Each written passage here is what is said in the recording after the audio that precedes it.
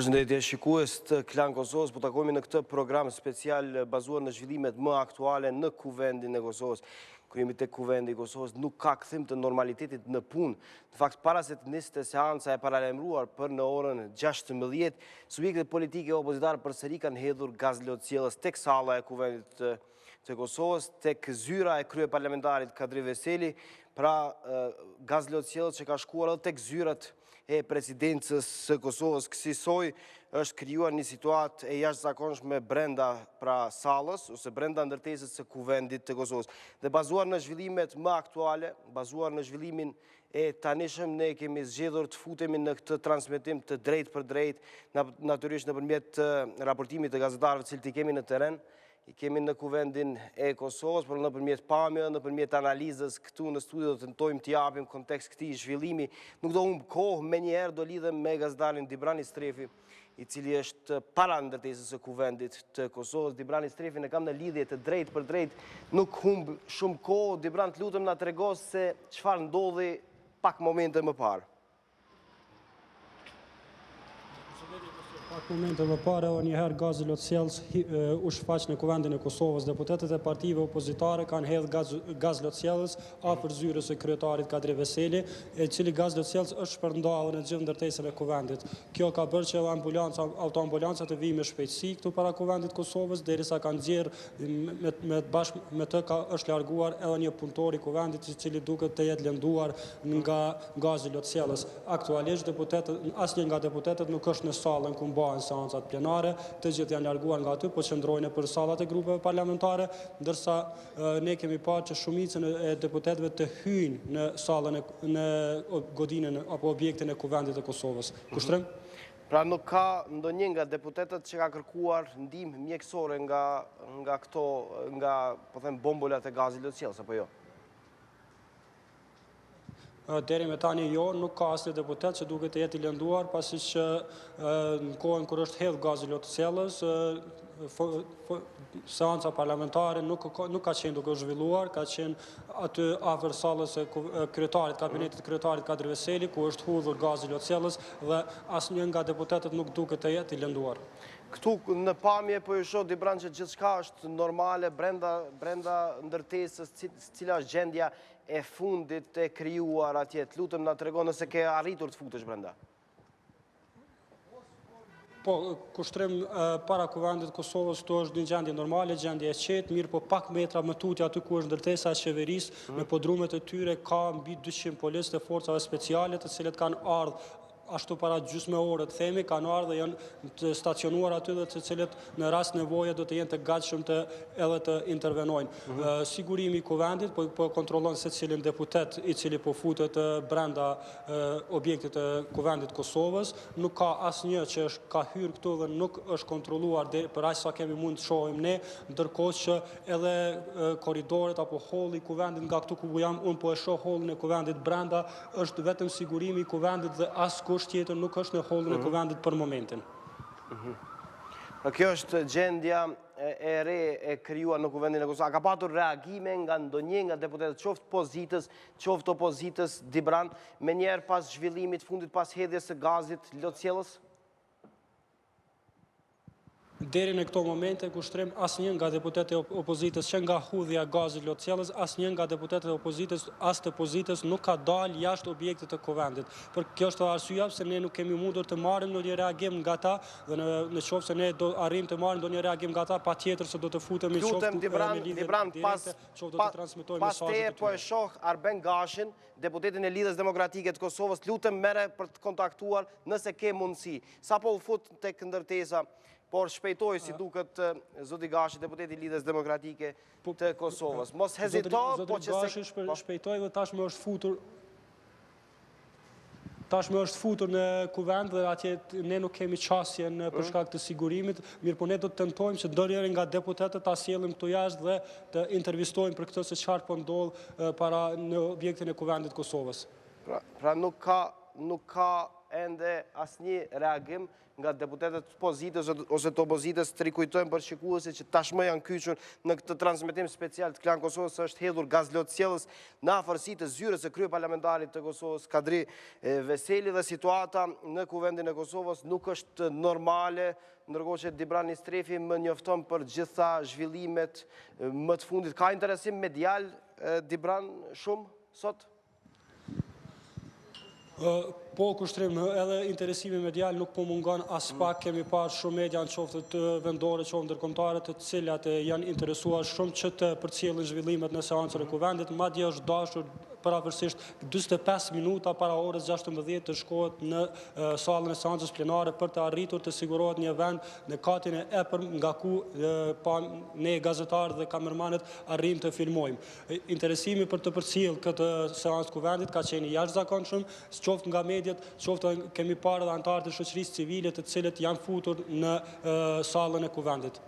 Në objektin e Kuvendit. Po, Dibran, faleminderit për informacionet e reja, po besoj që pak momente më pas do i kemi edhe pamje të filmuara për arsye se ekipi i Klan Kosovës është edhe brenda ndërtesës së Kuvendit të Kosovës. Operatorët janë aty dhe për pak qaste pritet na sjellin edhe pamjet e momentit të hedhjes së gazit lotësjellës. Kjo ishte gjendja e krijuar në seancën e kaluar, atëherë kur edhe presidenti i Kosovës aty vete Jaga, por gjithë deputetët e Kuvendit të Kosovës detyroheshin të nënshtrohen pra kontrollit të detajuar të sigurimit të Kuvendit të Kosovës. Në fakt, cila ishte gjendja më herët kur po i presim pamjet e reja, pamjet më të fundit për t'i transmetuar për juve në këtë program special, do t'i rikthejmë seancës së kaluar dhe gjendjes së atëhershme të krijuar. Edhe atëherë kur u hodh gazi lotësjellës nga dy deputet të Kuvendit të Kosovës, Faton Topalli, lëvizjes Vetvendosje, dhe Donika Kadaj, bujupi e Aleancës për Ardhmërinë e Kosovës. Por para se të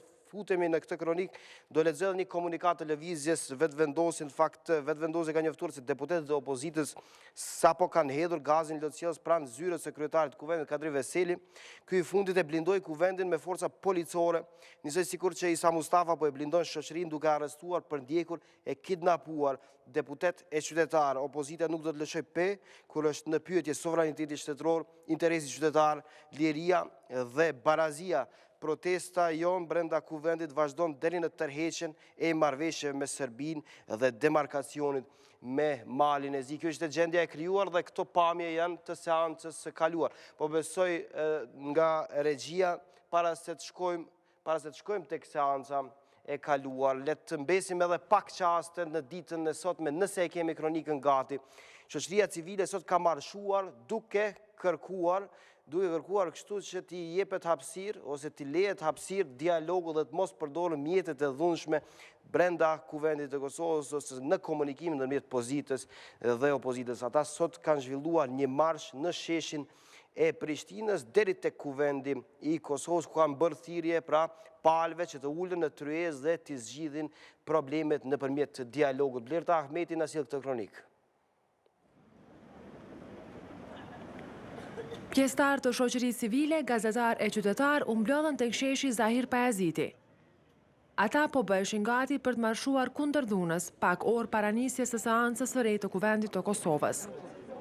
Në shenjë simbolike e paqeje, këta marshues kishin marrë me vete ombrella të bardha. Pasi u grumbulluan, marshi nisi duke parakaluar në përsheshin Nën Tereza në drejtim të ndërtesës së Kuvendit të Kosovës. Marshuesit në duar mbanin edhe pankarta të ndryshme, të cilat bënin thirrje që mosmarrëveshjet nëpërmjet opozitës dhe pozitës të zgjidhen nëpërmjet dialogut. Pikërisht para këtij institucioni, organizatorët e këtij marshi kërkuan që të hiqet dorë nga mjetet e dhunshme. Ne jemi në përkraje të presidentës, e cila ka filluar ndërmjetësimin për gjetjes zgjidhjes e dialogut partijak, dhe mendojmë që thirrja e seancës së sotshme nuk është në shërbim të dialogut politik, për ata dhe sot përmes këtij mesazhi ne tentojmë që kjo seancë të shtyhet. Në emër të marshuesve, kryesi u dërgoi edhe mesazh tek qytetarët. Duhet jenë indiferent edhe të shohin se çka po ndodh, por jem gjithsesi për don mesazhin që dhuna e cila është potencial me ndodhur të mos kalojë në rrugë dhe mos të bartet nga politika tek qytetarët. Qytetarët, të cilët u bën pjesë kësaj proteste paqësore, thanë se pushteti nuk merret me dhunë. Që dy herë që qesin eksplozim në parlament. Ku ka kjo? Shkau s'ka qitën për jashtë, këta kanë qitë mrena. a ka grashta zona, a ka krejt, e me përfitue me hip të 3 parti shtet. S'munesh me dhunë. Mere votën në hece, jo ashtu. Gazetari Imer Mushkolaj, i cili ishte pjesë e marshit, tha se ky organizim nuk duhet keq kuptuar si mbështetje ndonjë pale partijake. Por Mushkolaj tha se qeveria po acaron situatën me faktin që caktoi mbajtje të seancës në këtë kohë. Vetë thirrja e seancës parlamentare në një situatë kur ekziston një proces i përpjekjes së presidentes për dialog dhe ekziston një proces i përpjekjes përgjithshme për dialog në këtë shoqëni, në mënyrë që zgjidhja të gjendet është provokim. Në këtë marsh protestues, ku më shumë kishte gazetar se sa antar të shoqërisë civile, gazetari Halil Matoshi tha se partitë politike po bëjnë luftë të paskrupull për pushtet, në kohën kur Kosova po merr lajme të mira nga jashtë. Rasti i afrimit të ditës ku do të nënshkruhet me SAO-ja, pastaj në nëndorë Kosova mund të pranohet në UNESCO e tjera, prandaj nuk kemi asnjë minutë kohë për të humbur rrugëve, për të humbur dhunë. Kjo protest nuk zgjati shumë. E porositë e shënuara në letër mbeten në afërsi të hyrjes së Kuvendit, tek vendi ku hyjnë e dalin deputetët. Rikthehemi përsëri drejt për drejt në studion e KlanKosovës në këtë program special. Pak qaste më parë ka mbritur në Prishtinë dhe zëvendës kryeministri i parë i Kosovës Hashim Thaçi nga Vjena dhe më herët nga Parisi, ku ka qëndruar për çështjen e UNESCO-s. Për momentin më njofton gazetari Kosovë Gjoxhi se zoti Thaçi dhe zoti Mustafa po zhvillojnë një takim urgjent në ndërtesën e ekzekutivit kosovar lidhur me gjendjen e krijuar, pra gjendjen më të fundit krijuar në Kuvendin e Kosovës. Kur jemi tek gjendja e Kuvendit të Kosovës dhe brendia, do lidhem menjëherë drejt për drejt me gazetarin Besnik Tahiri, i cili është brenda ndërtesës së Kuvendit të Kosovës, për të na informuar, për të na shpalosur detajet e reja se çfarë po ndodh atje. Përshëndetje Besnik. Përshëndetje. Cila është gjendja e fundit brenda ndërtesës së Kuvendit?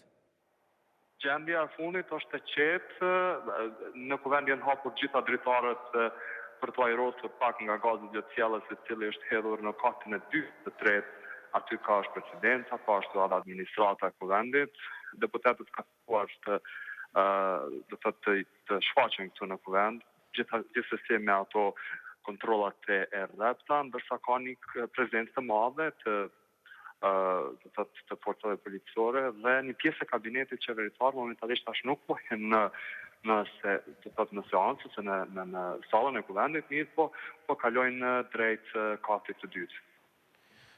Mirë, lutem Besnik na shpalos detaje më të hollësishme si ngjau hedhja e gazit lotësjellës, nëse ke qenë aty, ke qenë dëshmitar ose kamerat e Klan Kosovës e kanë kapur një moment tillë, kush e hodhi gazin lotësjellës, si ndodhi më detajisht, lutem?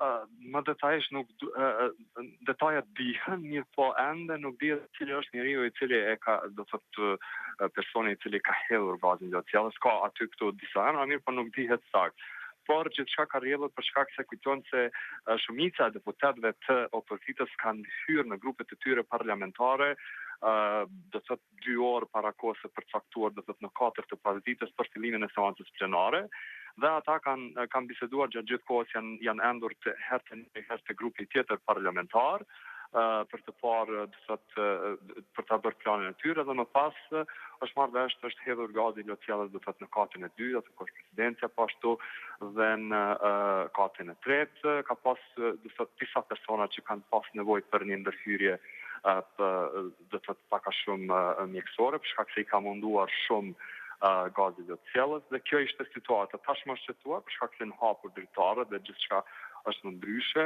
Momentalisht është duke folur ministra për dialogun e Dita Tahiri, ndërsa kujtoj që vetëm para 5 minutave kanë folur me kryetaren e Kuvendit në një deklarim të shkurtër për Klan Kosovën, ka thënë se sipas Kadri Veselit seanca gjithsesi do të bëhet, ka deklaruar se nuk do të lejoj dhunë që të ndodhë në seancën e Kuvendit, sa i përket pyetjes asaj se nëse Veseli do duhet ta respekton të rregulloren, ai tha se nuk do të lejoj deri në pafundësi si lloj situatash, mirë po nuk ka thënë decidivisht nëse do të marrë ndonjë vendim për t'i qitur jashtë ose për ta respektuar rregulloren e cila do të parashë për mandatin e tij si kryetar të Kuvendit. As nga deputetët opozitar nuk ka patur komunikim, pra besnik ende nuk dihet nëse do të zhvillohet kjo seancë e thirrur për në orën 16 për arsye se kemi një situatë të re megjithatë të krijuar në kuvend. Është një situatë të re, mirë, po unë thash vetëm atë çka tha do thotë kryetari i kuvendit që do zhvillohet do thotë në orën 4, mirë, po tash po shihet se situata është pak më ndryshe, ka një skenar tjetër, nuk dihet se si do të jetë, mirë, po kujtojmë që ne kemi folur me deputetët e opozitar qysh para një ore më parë. Ramosha Haradinaj, Albulena Gjiu na kanë thënë se të ndodhë skenari i njëjtë, do të sikur se më parë dhe ashtu doli, do thotë fjalët e tyre dolën që ata e bën edhe skenarin e njëjtë, mirë po taciona në kuvend, do thotë në hapësirën ku bëhen seancët plenare, mirë po në për korridoret e kuvendit. Mirë, besnik nuk e di nëse deputetët ende janë të ngujuar në për sallat e grupeve parlamentare, cila është gjendja e fundit ku po qëndrojnë ata dhe në fakt nëse ke arritur ta shohësh sallën ku zhvillohen seancat, se si është tymnaj ende apo jo? Jo, salla të thotë e kuvendit është krejt në rregull, ku bëhen seancët plenare, nuk ka tym, nuk ka asnjë njerëz që është momentalisht brenda, për shkak se po arri ta shohësh e tëra bosh. Mirë po, kujtojmë që kjo do të thotë gati dhe cellës është hedhur në për korridoret e kuvendit në katin e dytë, aty ku ka selin aktivitete e jashtë, dhe ashtu edhe në katin e tretë ku ka më shumë do të thotë pjesë ajo që njihet njerëzit që punojnë në administratën e kuvendit, do të thotë që i kryejnë punët administrative të parlamentit. Ndërsa kjo pjesa tjetër do të thotë këtu në hollën e kuvendit dhe pashtu te salla e mbledhjes plenare do të thotë vetëm është ndier më pak ajo era gazit do të jelë mirë, po të them kështu epicendra e saj ka qenë në katin e dytë. Mirë, më bojnë me dije se presidenti i vendit Atifete Jahjaga nuk është gjendur në ato momente kur është hedhur gazi lotësjellës, gazi lotësjellës duket se është hedhur më saktësisht në pjesën ndërmjet zyrës së presidentës dhe zyrës së kryeparlamentarit tek pjesa e korridorit, por presidenti Atifete Jahjaga në ato momente nuk është gjendur pra në zyrën, nuk është gjendur në zyrën e saj. Momentalisht përfaqësuesi special i Bashkimit Evropian zot Zhvillimet është duke shkuar në një takim me kryetarin e kuvendit. Zoti Zhbogar për momentin po zhvillon një takim urgjent me kryeparlamentarin. Nuk po zhvillon, mirë po momentalisht ka hyrë në kuvend, do të ka shkuar lart ku i ka zyrët kadrive të dhe pashtu andaj ka hyrë në do të thotë në sallën e ku bëhen mbledhjet plenare. Mirë, faleminderit besnik, nëse nuk ke detaje tjera ose informacione tjera do rilidhemi përsëri. Isha në lidhje të drejtë për drejtë telefonike me gazetarin Besnik Tahiri. Për momentin ka mbritur një reagim nga Alianca për Armërinë e Kosovës lidhur me situatën e fundit krijuar në kuvend. Në këtë reagim thuhet e kemi konsideruar krejtësisht pa nevojshëm thirrjen e seancës së parlamentit për sot edhe në orët e vonshme të pasdites, dhe u kemi bërë thirrje autoriteteve të shtetit që të ushtrojnë ndikimin e tyre që kjo seancë të mos mbahet. Mirë po ato nuk kanë dashur të përfillin kërkesat e opozitës dhe arsyetimin se nuk ka kushte për mbajtjen e seancave të reja. Në një situatë të tillë, opozita nuk ka patur rrugdalje tjetër përpos që të përdorë mjetet pazakonshme për pengimin e kësaj seance. Edhe një herë u bëjmë thirrje të gjithë atyre që kanë urdhëruar mbajtjen e seancës që të tërhiqen nga një veprim i tillë krejtësisht i paarsyeshëm dhe ta përfillin kërkesën e opozitës dhe të shoqërisë civile për shtyrjen e seancave të reja. Ndryshe çdo eskalim i situatës në kuvend ose jashtë tij është përgjegjësi e atyre që kanë dhënë urdhër që të mbahet seanca. E sotme është reagimi i Aleancës për Ardhmërinë e Kosovës për situatën e fundit të krijuar në Kuvendin e Kosovës. Për momentin kryekuvendari Kadri Veseli po zhvillon, pra sipas gazetarit Besnik Tahiri, po zhvillon takim me shefin e zyrës së BE-s në Kosovë Samuel Zhbogar, ndërkohë që unë në studion e Klan Kosovës kam të ftuar dy mysafir për diskutuar për situatën e fundit krijuar pra në kuvend, situatën politike dhe komunikimin ndërmjet pozitës dhe opozitës. Laura Kryeziu, aktiviste e shoqërisë civile nga kraji djathtë. Zonja Kryeziu, mirë se erdhën në studio. Faleminderit për ftesën. Artan Muhaxhiri, analist politik, mirë se erdhën në studio. Faleminderit për ftesën. E nisim me zonën Kryeziu përsëri gazlotësjellës në Kuvendin e Kosovës. Kësaj radhe nuk u desh të zhvillohet seanca, nuk u desh të futen brenda, nuk ka kushte për të zhvilluar seanca ose nuk ka kthim të normalitetit në kuvend. Po, si duket situata ku shtrim po zhvillohet aq shpejt dhe dinamika këtu diçka që nuk është para pa, domethënë që do të kemi para seancës një ndalim të seancës.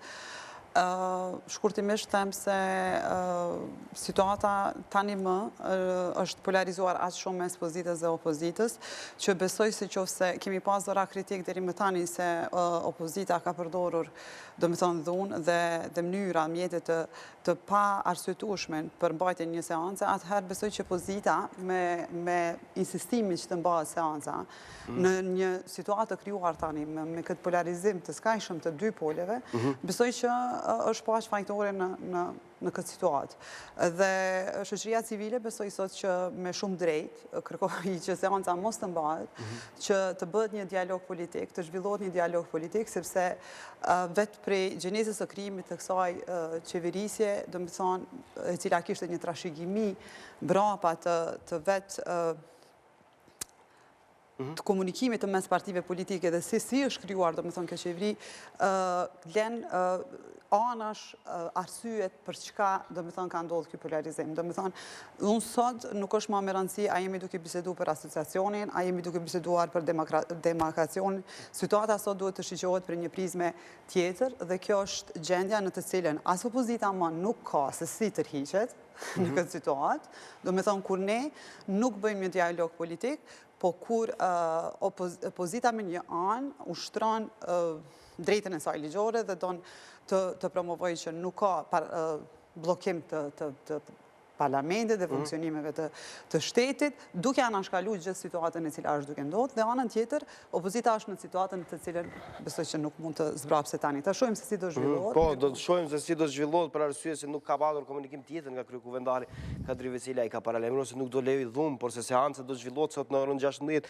Ora është veç më 16:01 minutë dhe nuk ka zhvillim, po them, kur flasim për normalitet në Kuvendin e Kosovës, për arsye se zhvillimi është dhe ka gazlotësjellës, është hedhur gazlotësjellës aty, ndërkohë që në sallën kryesore të Kuvendit nuk janë mbledhur deputetët po vazhdojnë të qëndrojnë në sallat e grupeve parlamentare. Zoti Muhaxhiri, përsëri gazlotësjellës, si e morët ju këtë zhvillim? Po ishte një befasi, sepse nga përvoja gjithë prisim që gazi lotësjellës të shfaqej atëherë kur të fillon të seanca, por kësaj radhe ishte një befasi e pakëndshme, mund të them, sepse në fakt tani më ky është një hap përpara në pengimin e mbajtjes së seancave dhe e ndryshon edhe paksa edhe kahjen e kësaj krize. Po me të thënë drejtën, tashmë kjo situatë, kjo krizë është bërë krejtësisht e pakuptueshme. Pra nuk kuptohet as pozita, nuk kuptohet as opozita, nuk kuptohen as ndërkombëtarët. Është një gjendje e cila nuk i shkon askujt në dobi, sepse edhe pozita është duke u treguar arrogante, mirë po edhe opozita po ashtu është duke kërkuar gjërat cilat nuk mund të ndodhin, ndërsa në anën tjetër kemi ndërkombëtarë cilët po bëjnë se hir dhe nuk po ndërhyjnë, thuase, pra kanë një indiferencë të çuditshme kur dihet roli i tyre, ndoshta do të ndodhë dhe mendoj se ka kushte për të zhvilluar një seancë në kuvend kur opozita po hedh gazlotësit, nuk po lejon një gjë të tillë. Po sot po nuk ka kushte, mirë, po tash këtu jemi në ballafaqim të fuqive. Pra edhe pozita edhe opozita dëshiron ta tregoj fuqinë e vet dhe opozita dëshiron ta tregoj fuqinë e vet duke e penguar mbajtjen e seancës, kurse pozita dëshiron ta tregoj fuqinë e vet duke e mbajtur seancën. Pra tani është një betejë sikur ata demat në korrid dhe do të thotë secila palë dëshiron t'ia tregoj, t'ia shfaq opinionit publik. Secila është fuqia e tyre, t'i matin muskujt. Sakt. Mirë, hajtë lidhemi me Kuvendin e Kosovës, shohim a kemi zhvillime të reja, në fakt do të lidhemi me qeverin, nëse nuk gaboj, me gazetarin Kosovë Gjoci, cili ka përcjellur sot pra zhvillimet në afërsi dhe brenda qeverisë së Kosovës, aty ku më herët janë takuar kryeministri me zëvendësin e tij Hashim Thaçi, të rikujtojmë se është rikthyer në Prishtinë, dhe lajmi i fundit Kosovë është se Mustafa edhe zëvendës kryeministri Hashim Thaçi kanë kaluar domon ofër të mbledhurve në para Kuvendit, ku kanë shkuar nga ndërtesa e qeverisë në ndërtesën e Kuvendit, ku pritet domethënë që të mbahet ose të filloj seanca e sotme, ndërkohë që ata janë përcjell me broritje hajnat në burge e gjëra të tilla nga të mbledhurit para Kuvendit, megjithatë kjo ka qenë një moment i shkurt, po them, prej moment kur ata i kanë vrejtë që komplet qeveria ka qenë duke ecur në drejtim të ndërtesës së qeverisë, ndërkohë para ndërtesës Kuvend janë mbledh një numër jo shumë i madh i njerëzve që shihen që të ketë simpatizantë të vetëvendosjes, Aleancës për Anëmërinë e Kosovës, po ashtu shihen edhe zyrtar të lartë të këtyre dy partive si kryetari i Lëvizjes Vetëvendosje Dritan Çaushi, e disa ish kryetar komunave nga radhët e Aleancës për Anëmërinë e Kosovës. Momentalisht situata këtu në sheshët e qetë, njerëz po mbledhen çdo momente më shumë, ndërkohë që nga brenda me siguri që keni pasur informacione nga kolegët tanë që ndonë atje, në përhedhjen e gazit në katin ku ndodhet edhe presidenca. Kemi pasur që një pjesë e administratës nga ndërtesa e Kuvendit kanë dalë jashtë, domethënë, po them, e kanë lëshu punën para orarit. Ndryshe, këto janë informacionet deri me tani kustrem. Mirë, ajo çfarë është relevante, patjetër lajmi i fundit është se pjesa më e madhe e ekzekutivit ose kryeministri dhe zëvendësi i tij, zëvendësat, patjetër edhe ministrat janë futur në ndërtesën e Kuvendit të Kosovës dhe duket se nuk ka një heqje dorë për të mos u zhvilluar seanca e Kuvendit. Në fakt, nga ky raport i Kosovë Gjocit marrin vesh se edhe një pjesë e qytetarëve janë mbledhur në afërsi të ndërtesës së Kuvendit të Kosovës, ndërkohë që gjithçka është e qetë. Kosovë, të lutem na shpalos detajen për arsye se më herët nëpër media është raportuar për prezencë të madhe të shtuar të policisë dhe të njësiteve speciale të policisë Kosovës? Jo, kustrim, për këtu sa po shohim ne, kemi pjesëtar policisë, po jo në numër shumë madh, domethënë ka pjesëtar relativisht jo shumë para hyrjes së ndërtesës së Kuvendit. Ndërkohë kemi parë megjithatë lëvizje të njësive speciale në pjesën mbrapa ndërtesës së Kuvendit, po cilën na momentalisht nuk kemi qasjen ta. Realisht, sa shonet nuk janë leju mas gazetar të futen, përveç ata që kanë hyrë që nga fillimi, kanë qenë, ka patur Kosovë për rreth, lutem, për rreth, jo në afërsi të Kuvendit, për rreth, po them, edhe ndërtesës ku pozicionohet qeveria e Kosovës, a ka patur forca shtuara të policisë? Jo, kustrim, ka pas, domethënë kemi vende vazhdojnë të qëndrojnë forcat policisë, po janë gjithë policisë, domethënë, po them, jo pjesëtar të njësive speciale dhe nuk janë në numër shumë të madh. Nuk ka patur ende ndonjë reagim nga zyrtarët e qeverisë Kosovë?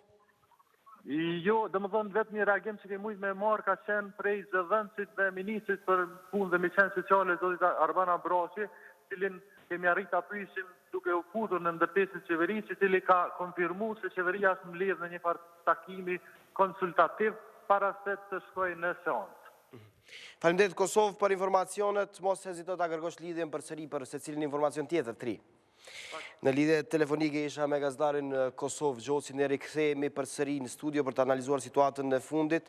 Qeveritarët brenda Kuvendit të Kosovës, lajmi i fundit nuk ka heqje dorë për mbajtjen e seancës sot me të paralajmëruar në orën 16, por ka kaluar, po mbërrin diku rreth 10 minuta që po vonohet dhe nuk ka mbajtje të seancës së Kuvendit të Kosovës. Zonja Kryeziu ende nuk ka tërheqje nga njëra ose tjetra palë. Po, prapësh kjo në frymën e asaj që jemi duke dëshmuar që dy palët janë duke sprovuar njëri tjetrin se kush ka fuqi më tepër që të shtyjë, domethënë qëllimet përpara. Unë mendoj që mirë do t'ishte që seanca të mos mbahej. Besoj që jemi dëshmitar të një situate në përgjithësi të Kosovë të krijuar nga qytetarët që niveli të tolerancës është jashtëzakonisht i ulët për çfarëdo çështje, dhe se ndoshta edhe nëse qytetarët nuk janë mirë të informuar se përse çfarë opozita i thret ata në protestë apo se ku është qëllimi kryesor, besoj që është akumulimi i përgjithshëm i pakënaqësive, është diçka e cila shkon definitivisht është, do me thonë, në favor të opozitës dhe se, sidomos në këto orë të vona të thirrën seanca, unë nuk e di dhe arsyem se është ti në ora 4, sepse është prapse Nuk është sharuar ajo, asë nga njëra, asë nga tjetra palë, se pse është tirë në orën 16. Pse është tirë në orën 16 dhe tash me siguri do të kemi edhe erësim të... Mirë, zonja Kryeziu thëtë nuk ka hapësirë, ose është mirë të mos zhvillohet seanca e sot me e tirur nga krye kuvendali, po kur jemi tek kuvendi i Kosovës, në fakt në këto momente ma bun me dije nga regjia se kam në lidhje të drejt për drejt Besnik Tahirin, gazetarin e Klan Kosovës, i cili do na jep një lajm të ri për sa i takon mbajtjes së seancës në kuvend. Përshëndetje Besnik edhe njerë. Përshëndetje. Tërë cili është lajmi i fundit që vjen nga kuvendi? Po, lajmi i fundit është se deputetët e partive opozitare, tashmë shumica për tyre janë duke bërë në shkrimet dhe kanë hyrë në seancën plenare, ndërsa kujtoj që përpost opozitarëve ka edhe deputetë cilët konsiderohen si pavarë, do të jenë apartijak, por më duhet të them se tashmë këtu po mungon komplet pozita, do të thotë LDK-ja dhe lista serbe. Pra deputetët e opozitës po bëjnë gati për të futur brenda sallës së kuvendit të Kosovës, bashkë me ta dhe disa nga deputetët e pavarur, por nga pozita ku janë, Besnik? Në fakt janë futur, do thotë opozitarët, Albin Kurti, Visari Mere, Ramush Haradina, ta veç kanë zënë vendet e tyre dhe janë duke u konsultuar me njëri tjetrin, po ashtu edhe këto deputetë të tjerë. Kujtoj që sa i përket pozitës ose ministrave, është vetëm ministri Majri Argjilla që është në ursën e tij dhe të tjerët janë do thotë shumica, ajo që njihet si shumica politike, do thotë Partia Demokratike dhe Lidhja Demokratike nuk gjenden në sallë, ata janë për grupet të tyre parlamentare. A dihet se cili është plani i tyre, Besnik? A dihet se cili është plani i grupit parlamentar të LDK-s dhe të PDK-s? Do futen brenda ose do tërhiqen?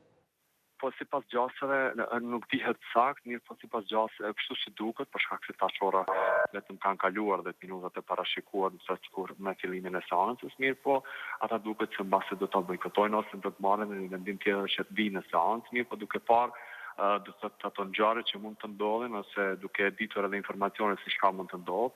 Kujtoj që një pjesë e grupit do të thotë asaj që njihet si qeveria e Kosovës, shumë ministra kanë kaluar në katrin e dytë do thotë për një takim tjetër dhe nuk janë futur në sallë. Do thotë deri tash nuk shihet asnjë deputet i pozitës i cili ka hyrë në sallën plenare të kuvendit, ku mbahen seancat plenare.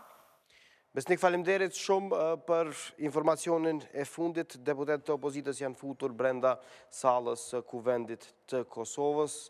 Po priten edhe vendimi i grupeve parlamentare të PDK-s dhe LDK-s se çfarë do të ndërmarrin, pra ata cilin veprim do e ndërmarrin, cilin do futen brenda kuvendit ose jo, do e zhvillojnë sallën, do e zhvillojnë seancën në sallën e kuvendit të Kosovës ose jo. Kryekuvendali ende nuk është paraqitur pra në sallën kryesore. Dhe muazhiri opozita është futur në sallë, po e pret zhvillimin e seancës ose po pret ndonjë veprim tjetër, ndoshta më interesant se sa gazi lotësjellës. Po kjo tash do të mvaret edhe prej sasisë gazit lotësjellës që mund ta kenë në dispozicion opozita, sepse nëse kanë ende atëherë me siguri se do t'ju konvenoj që të shkojë edhe pozita aty. Jordan Mulliça në një intervistë për Klan Kosova pati deklaruar se mund momentin kur po protestoi fakt për lirimin e zotit Kurti, 17 bombolat gazit lotësjellës janë marrë. Nuk besoj që janë hedhur krejt 17-at. Po tash do ta shohim ndoshta edhe pas pak minutave, po në fakt tash unë nuk mendoj se ky skenar ka qenë krejtësisht i pa pritur për pozitën dhe me siguri se kanë pasur parasysh se mund të ndodhë edhe kjo, por tash sipas mendimin tim ndodhin dy opsione. Opsioni i parë është që pozita të shkoj dhe ta filloj seancën, do thotë me gjithë rrezikun se ajo mund të ndërprehet, kurse opsioni i dytë është që të mos shkoj, mirë po të ketë ndonjë deklaratë shumë të ashpër edhe ta kaloj me një nivel tjetër edhe këtë krizë. Pra që t'i bëj kërkesë të hapur ose presidentes ose bërësi ndërkombëtare ose ta caktoj ndonjë datë finale se deri ku ose ta jep ndonjë opsion tjetër. Pra sepse kështu vërtet është krejtësisht e pakuptueshme të vazhdohet me këtë mënyrë. Nuk ka asnjë kuptim, nuk ka asnjë logjik që skenat të tilla të ndodhin vazhdimisht dhe dikush duhet bëhet me i mençur, me i urtë se sa pala tjetër dhe ta jep një opcion. Pra kush do t'jetë kjo palë ende nuk dihet mirë, po them, është krejtësisht e pakuptueshme që të vazhdohet me këtë mënyrë sepse vetëm po prolongohet dhe hendeku po rritet edhe më shumë. Pra sa më shumë seanca që të ketë, aq më shumë do të ketë ndoshta ndryshime të formave të shprehjes së pakënaqësisë nga opozita. Dhe aq më shumë mundësi për të nxjerrë gjakrat. Sakt, aq më shumë arrogancë nga pushteti, kështu që nuk i shkon për dobi askujt dhe krejtësisht është absurde kjo që po ndodh tash. Mirë, e kam edhe një reagim të shefës të grupit parlamentar të Aleancës për Armërinë e Kosovës, Donika Kada Bojupi, thotë ne kemi forcën e argumentit, kurse pushteti ka vetëm argumentin e forcës, sa të barikaduan Kuvendin për të burgosur deputetët dhe mund ta bëjnë, madje mund ta burgosin edhe krejt opozitën, por nuk mund të mposhtin forcën e argumentit tonë. Jemi të vetëdijshëm për barën e rënë të përgjegjësisë në këtë proces jo të lehtë. Mirë po për kushtimi për të mos lejuar humbjen e tokës dhe humbjen e resurseve tona kombëtare na shtyn të vazhdojmë pavarësisht sfidave dhe çmimit në rrugën tonë të drejtë. Si deputet jemi betuar që do të shërbejmë vendit e sot vendi po rrezikohet nga këto vendime, prandaj do të vazhdojmë të rezistojmë deri në tërheqjen e këtyre marrëveshjeve. Citohet kështu, të ketë deklaruar Donika Kada Bojupi, shefe e grupit parlamentare Aleancës për Armërinë e Kosovës.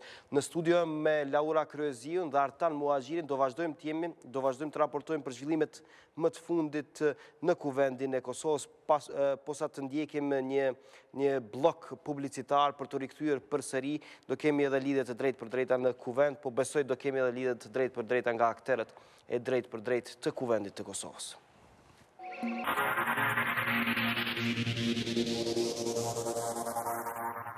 Ne kthehemi përsëri drejt për drejt në studion e Klan Kosovës në këtë program special bazuar në zhvillimet e fundit në ndërtesën e Kuvendit të Kosovës.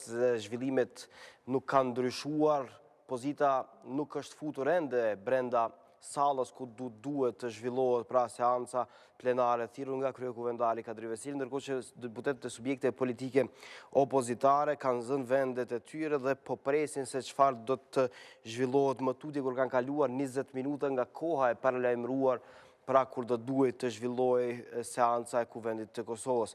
Kur jemi tek zhvillimet në Kuvend më herët, atje ka shkuar edhe shefi i zyrës së BE-s në Kosovë, Samuel Zhbogar, i cili ka takuar kryekuvendalin Kadri Veseli. Ky fundit ende nuk është deklaruar rreth situatës krijuar në Kuvend pra rreth hedhjes së gazit lotësjellës nga deputetët e subjekte politike opozitare. Për më herët kishte deklaruar se nuk do të lejohet përdorimi i dhunës në Kuvend dhe seanca e thirrur për në orën 16 do të mbahej. Qeveritarët kanë zënë vendet e tyre pra në ndërtesën e Kuvendit të Kosovës, ndërkohë që nuk ka lajm të ri nëse do zhvillohet seanca ose jo, kur ka thirrje nga pjesëtarët e shoqërisë civile që të mos zhvillohet ajo për arsye se nuk ka kushte. Në studion e Klan Kosovës po vazhdoj të jem me Artan Muhaxhirin dhe Laura Kryeziun për të komentuar në kohë reale pra zhvillimet atje. Zonja Kryeziu, kanë kaluar 20 minuta, 25 minuta pothuajse dhe nuk ka lajm të ri nëse do të zhvillohet seanca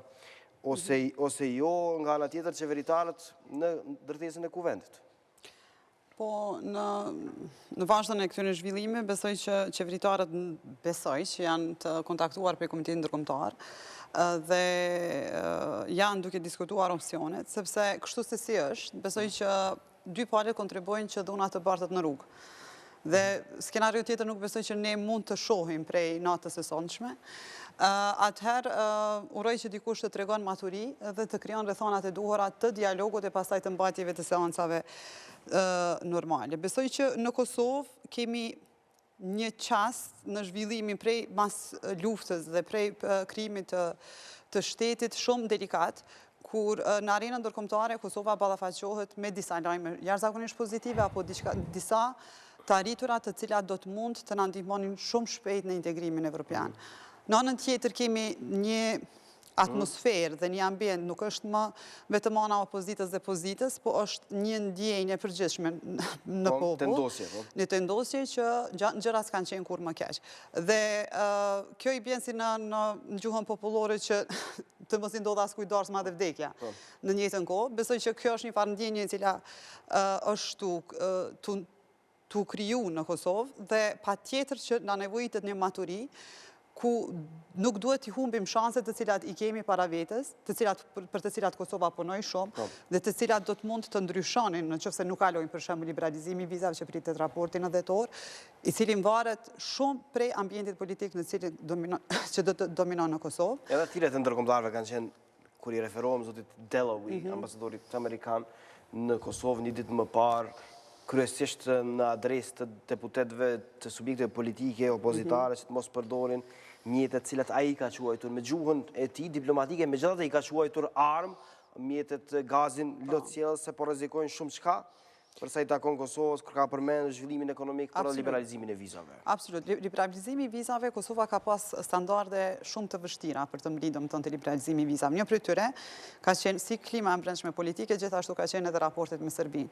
Besoj që u bë çmos që këto raporte të normalizohen sipas standardeve ndërkombëtare dhe tani kur ne presim që dhjetor të kemi ndoshta një raport pozitiv, nuk është e mençur që kjo klimë e brendshme politike të saboton atë proces. Kështu që një maturi duhet të gjendet këtu, duhet të gjendet një proces ku palët mund të ulen, asnjëherë nuk ka diçka të pamundshme, dhe një seancë e sotme besoj që duket qartazi që nuk do të zhvillohet ashtu si ne presim të kemi një seancë normale. Një seancë normale, nuk ka seancë normale, ndërkohë që ka padur përpjekjet presidentës së Kosovës, ati vetë Yahyaga, për takuar fillimisht palët veç e veç, nëse veç e veç si subjekte politike nuk ka arritur t'i takoj për arsye se dy palët janë krijuar si bloqe për të takuar me kërkesë tyre, jo me kërkesë të presidentës ati vetë Yahyaga, por nuk ka patur mëtej një përpjekje tjetër. A duhet t'i lihet hapësirë që presidentja e Kosovës ta merr situatën në kontroll,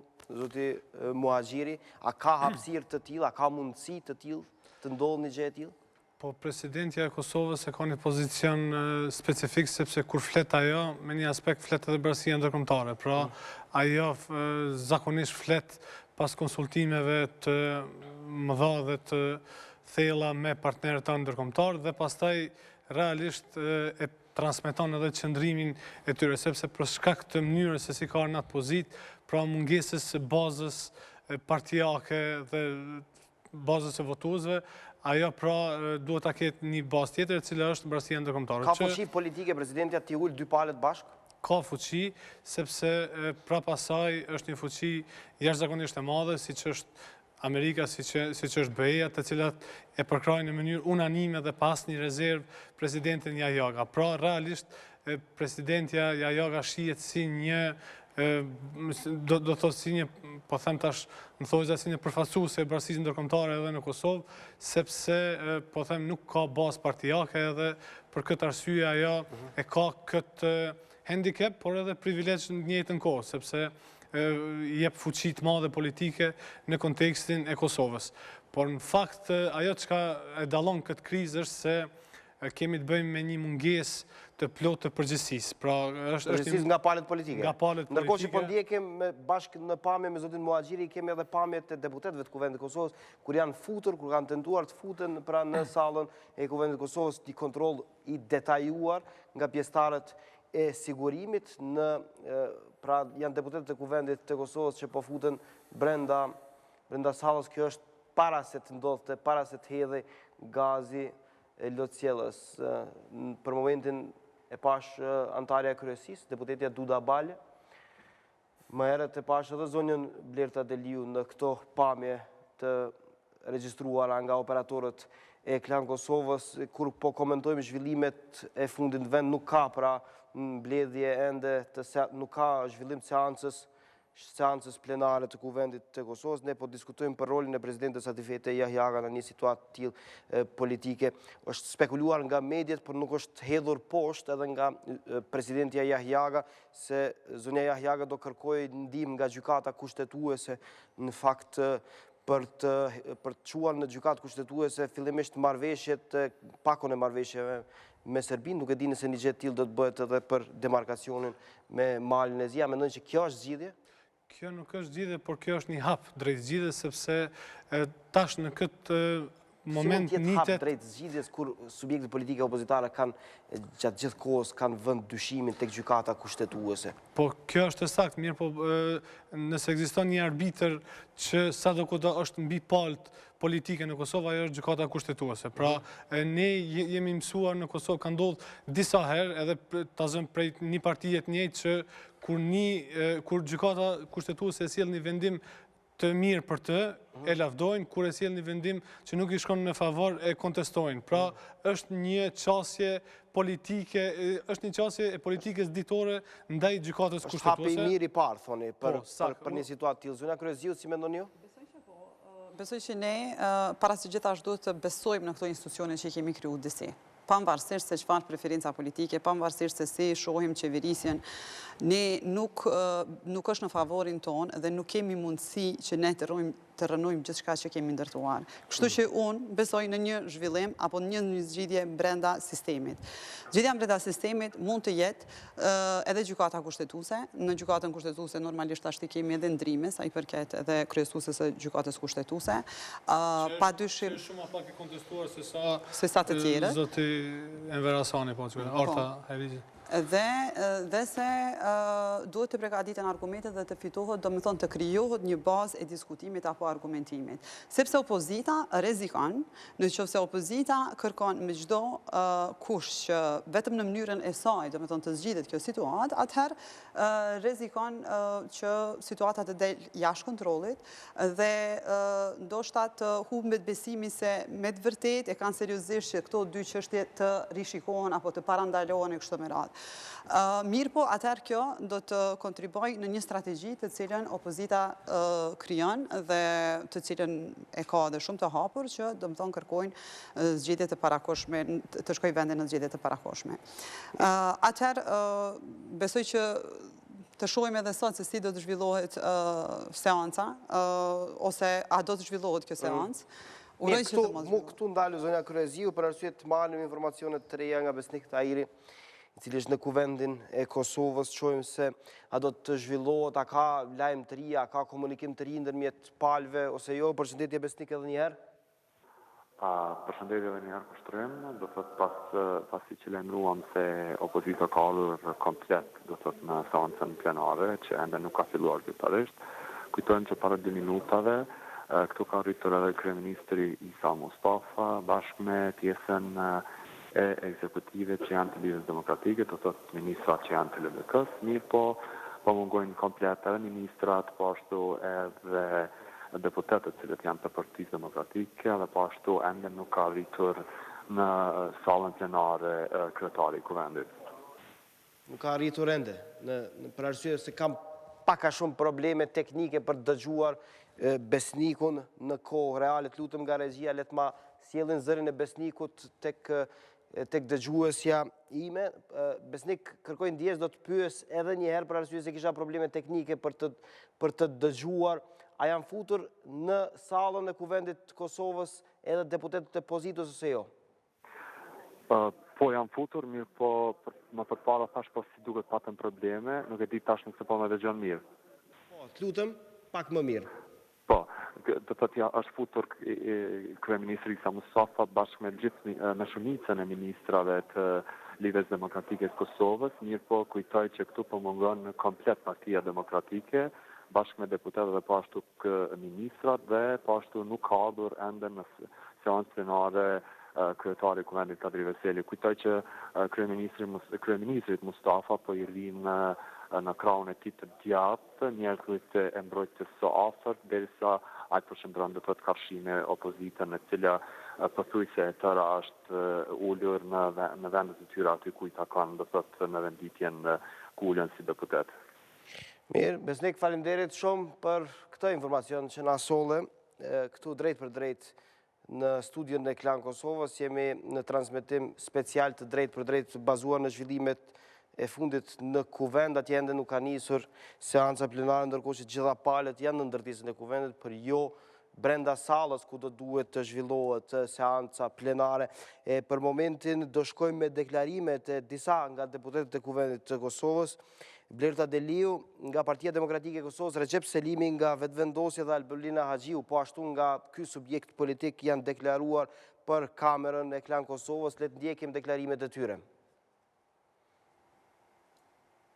Unë sa po erdha në parlament, kemi mbledhjen e grupit parlamentar për me i diskutu pikat të rendit ditës, po presim që seanca ti kthehet normalitetit dhe ne ti shqyrtojmë pikat të rendit ditës. Është një varg i madh i pikave që do t'i shqyrtojmë sot, pres që opozita më në fund të kthehet në parlament, edhe pse ka pas paralajmërime që seanca sot me do të ndërprehet. Unë sa po erdha. Duket që Kuvendi nuk ka qenë kurrë më i sigurt nëse i referohemi statistikave dhe numrit pjesëtarëve të policisë brenda hapësirave dhe rreth Kuvendit Kosovës, dhe duket që edhe sot kryqësia e Kuvendit dhe qeveria kanë skenar policor për seancën e Kuvendit. Kështu që kur ka skenar të tillë policor, normalisht që ne në cilësinë e deputetëve nuk do të mund të përgjigjeshim ose të jepim përgjigje adekuate për këtë punë. Ne e kemi paralajmëruar në vazhdimsi që nuk do të ketë seancë plenare. Pra nuk do të lejojmë mbajtjen e seancës plenare, sepse sot Kosova është në një gjendje të jashtëzakonshme dhe nuk mund të shtiremi që se gjithçka është në rregull për sa kohë po rrezikohemi nga bosnjëzimi i Kosovës dhe nga falja e territorit Mualitzi. Pra ne do të vazhdojmë të përdorim të gjitha mjetet ligjore dhe institucionale për ta kundërshtuar çfarëdo tendence të pushtetit për ta abuzuar me Kuvendin e Republikës Kosovës. Këto deklarime ishin para se të hedhej gazi lotësjellës në Kuvendin e Kosovës. Në vazhdim do i ndjekim edhe deklarimin e kryekuvendarit Kadri Veseli, por liderit të AK-s Ramush Haradinaj para se të hidhej pra gazi lotësjellës, cilët ishin qëndrimet e tyre lidhur me atë se a duhet të zhvillohej seanca ose jo. Le të ndjekim këto deklarime. Në fakt, më lejoni të theksoj nga këndvështrimi afatgjat kësaj citate, unë besoj se në një kohë shumë të afërt, ndoshta disa do të jenë bukur shumë të rëpëruar për disa veprime cilat ndërmeren si të tilla, për arsye se ka shumë punëtore cilat mund të jenë edhe shtatzana, është hedhur pak gaks lotësjellës nga kolegët tonë opozitarë, veçanërisht edhe në ambientet e administratës, nuk është vetëm në ambientet politike, ma tepër në ambientet e administratës, nuk ka pas nevojë. Vërtet, unë i kisha thirrë kolegët tonë opozitarë të mendojnë pak ma thellë edhe ma gjerë, për arsye se lufta politike i ka disa kontura në brenda cila ne duhet gjithë bashkërisht sillim edhe çdo herë të mendojmë për këtë vend. Jemi pak vonë, do të thotë seanca është para për 4, pra ka fundi ditës. Ta shojmë, do të nëlqojnë nervat, kuptohet skenari është i njëjtë, pra, do të ketë veprimet njëjtë ashtë në kalumen. Mirë, duke se këto deklarimet kryekuvendarit ishin pas hedhjes së gazit lotësjellës, ma bujnë me dije nga regjia, pra foli Kadri Veseli dhe lideri Aleancës për Armërinë e Kosovës, Ramush Haradinaj, i cili u duk në disponim të mirë, pavarësisht zhvillimeve atje në Kuvend, pavarësisht gazit lotësjellës, pra në afërsi të zyrës së kryekuvendarit Kadri Veseli, nuk ka lajmëtëri nëse do zhvillohet seanca ose jo. Unë në studio jam duke analizuar, këto janë disa nga pamjet kur është hedhur gazi lotësjellës, pra këto janë pamjet, shohim momentet, janë pamjet e para ekskluzive nga operatori Barës Tubla. Ne të ndjekim pak koment fillimisht. Kanë qitë.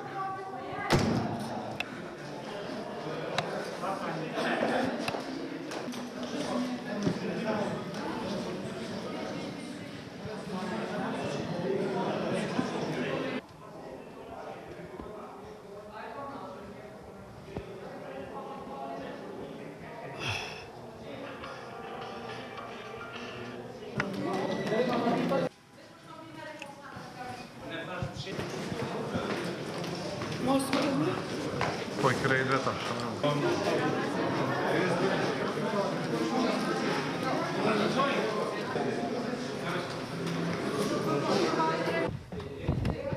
Këto ishin pamjet në momente kur është hedhur gazi lotësjelës tek korridoret e Kuvendit e Kosovës, në afërsia tek zyra e presidentës së Kosovës Atifete Jahjaga, shohim një numër i madh i punëtorëve të administratës cilët vrapojnë në panik nga gazi lotësjelës, duke mos arritur as të marrin frymë. Shefi i grupit parlamentar i Partisë Demokratike të Kosovës e gjeti vendin, e gjeti sallën e PDK-s, dhe shohim edhe me një moment ku dikush kërkon ndihmë mjekësore, duket se gjendja e saj është përkeqësuar, nuk e di për kë bëhet fjalë, me siguri është ndonjë nga punëtorët e administratës. Shohim edhe momente kur vrapohet me panik, pamje dramatike nga ndërtesa e Kuvendit të Kosovës në shpejtësi, pra duke tentuar të largohen nga vendi mbushur me gaz lotësjelës.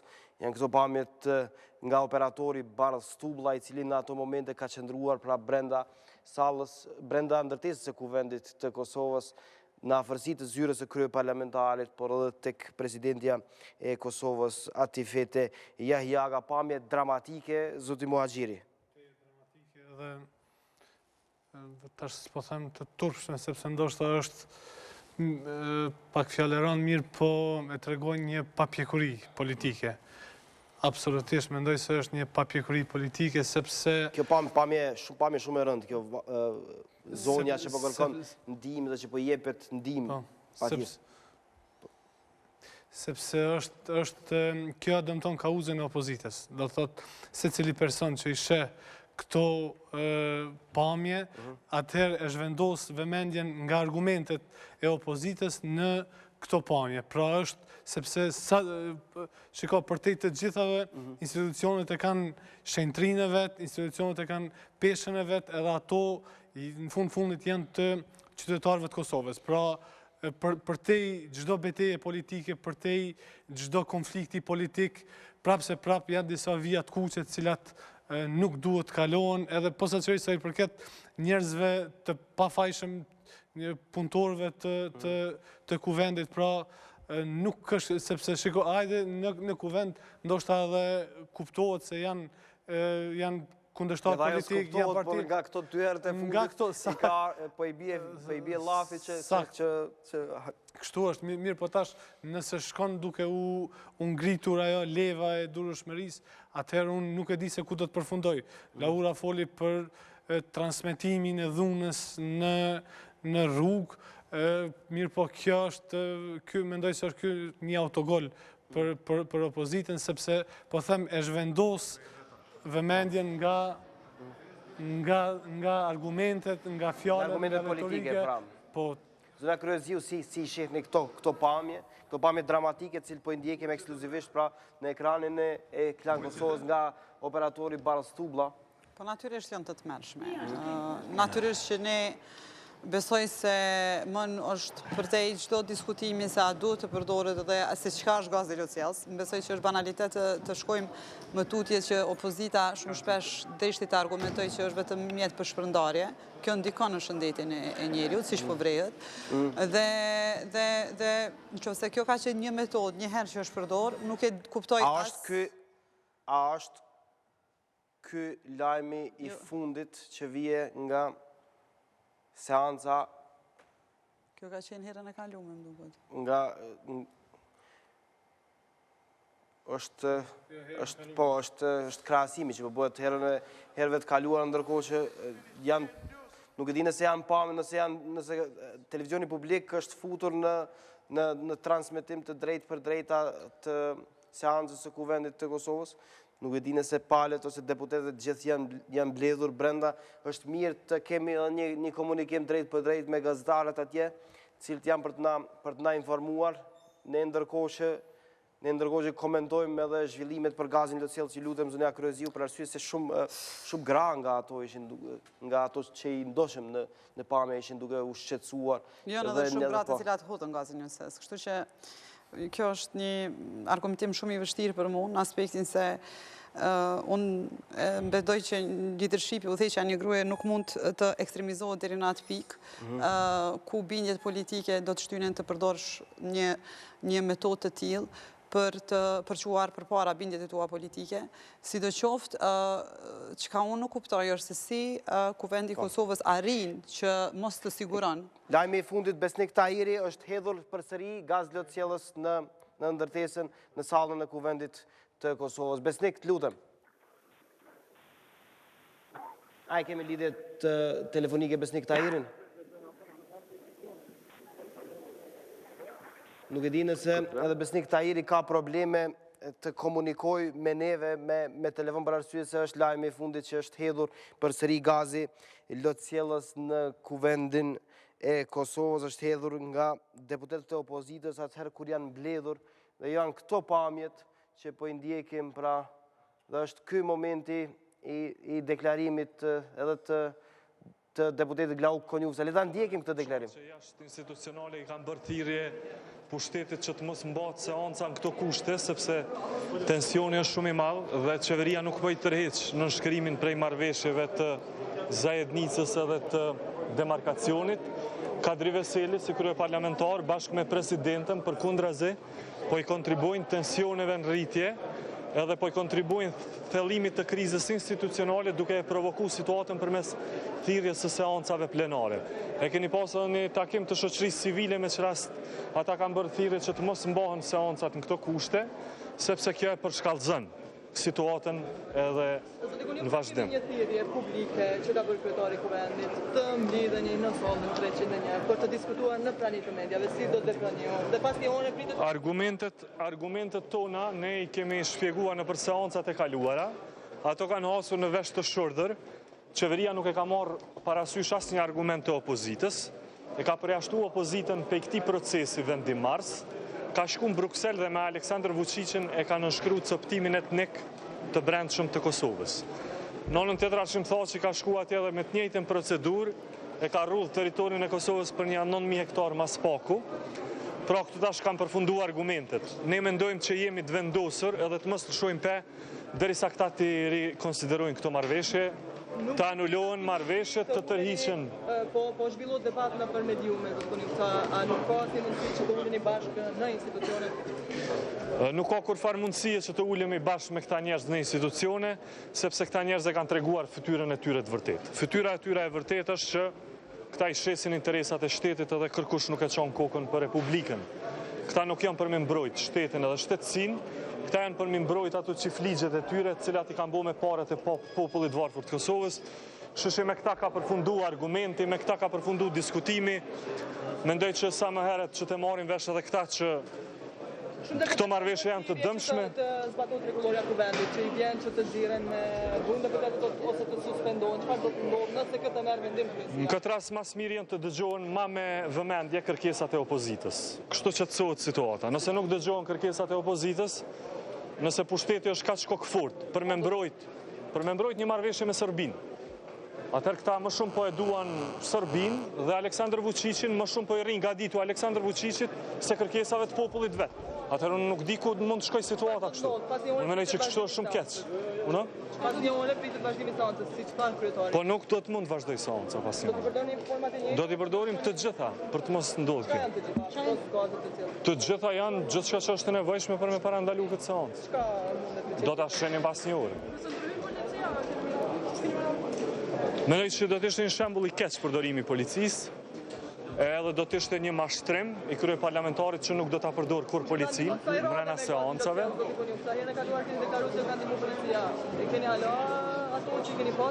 Jo, ato të njëjtat është sepse masa atyre që e kena marrë është kogja e madhe. Unë pata deklaruar një herë që do të kemi për minal plot do seanca tashme. A keni me rezistu politikë nëse i tërheq? Po nëse policia hyn brenda Kuvendit dhe i qaset përmes rrahjeve dhe konfrontimit fizik deputetëve, mendoj që situata do të përshkallëzohet jo vetëm brenda, po dhe jashtë institucioneve të Kosovës. Shefi i grupit parlamentar i lëvizjes vetëvendosis subjektit më të madh politik tha se kanë mjaftueshëm bombolat gazit lotësjellës për të parandaluar mbajtjen e secilës seancë të ardhshme që do të ftohet nga kryekuvendari, ndërkohë që ka bërë me dije se nëse nuk dëgjohen kërkesat e opozitës nuk do të ketë qetësi dhe nëse qeveria provokon situata të tilla, ajo do t'jetë përgjegjëse për eskalimin e situatës qoftë brenda, qoftë jashta Kuvendit të Kosovës, shefi i grupit parlamentar i lëvizjes vetë vendosi me njerë pas hedhjes së gazit lotësjellës brenda sallës së Kuvendit. Aty ku janë shpërndarë tani më deputetët e parlamentit të Kosovës, jashta Kuvendit gaz lotësjellës, jashta sallës së Kuvendit, tashmë edhe brenda. Strategjia dhe metodat e opozitës tani janë më të njohura. Prandaj në fillim të emisionit tash, që sot baj ose besoj që opozita është më përgjegjëse pse thiri në këtë formë seancën në ora 4, kur e dim dhe kam paralajmëru që disa ditë që skenari do t'jetë pak shumë i njëjtë. Për arsye se ma bëjnë me dije, kemi Besnik Tahirin në lidhje të drejt për drejt telefonike? E kemi në lidhje të drejt për drejt, ose jo? Besnik, përshëndetje? Përshëndetje, kushtërem. Kërkojnë ndjes që të vonuam në këtë lidhje drejt për drejt, ishim duke ndjekur Glauko Njufsën, shefin e grupit parlamentar. Cila është situata më e re atje e krijuar?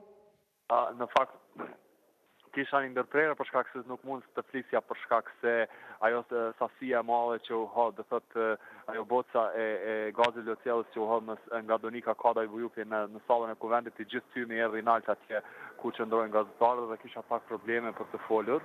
Mirë po tash është, do thotë tymi është duke u larguar për shkak se në hap gjitha dritarët dhe situata është ashtu, do thotë në aspekt politik e ndarë për shkak se pozita ka shkuar në sallën 301 aty ku thirri urgjent, do thotë një takim të kryesisë, kryetari i Kuvendit Kadri Teli, ndërsa opozita është këndej ka holli duke u deklaruar për media.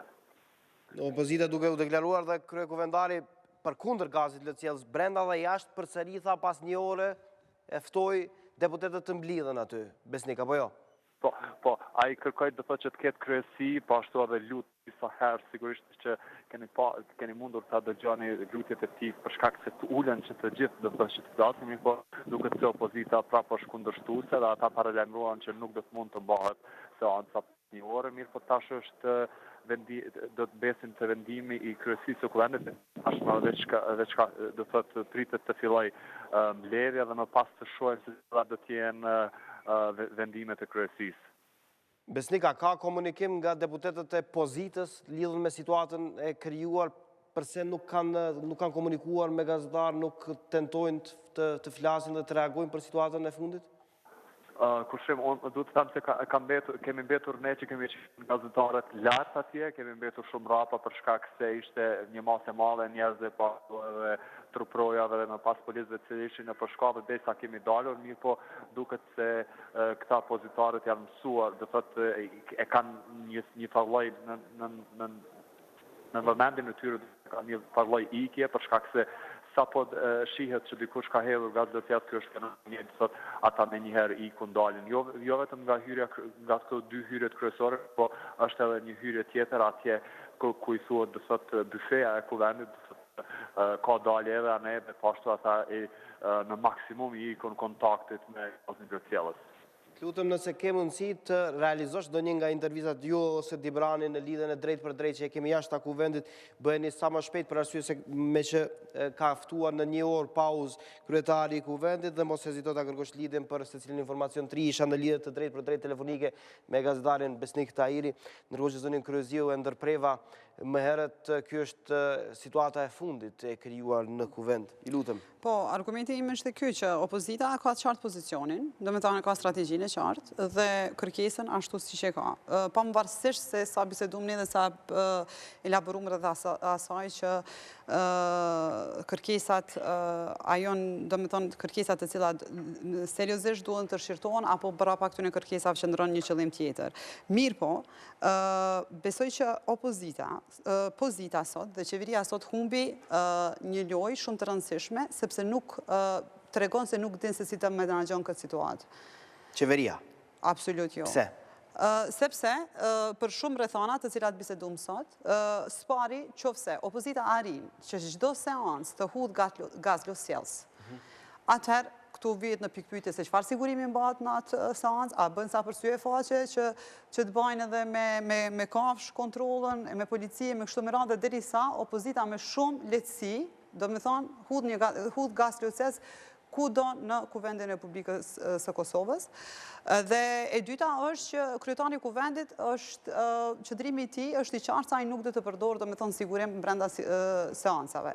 Kështu që nëse gjendemi para kësaj pozite, ku opozita tregon që nuk do zbraset domethënë prej qëllimeve të saj dhe se ka mjaftueshëm gaz loscellës siç tha Glauku, atëherë mund mendoj që sot situata jashtë kontrollit i ka dalë totalisht pozitës dhe se ka qenë tendencioze edhe mënyra se si është thirrë seanca, për arsye edhe prapë vazhdon që të kemi një lajm që seanca mund të vazhdojë pas një ore.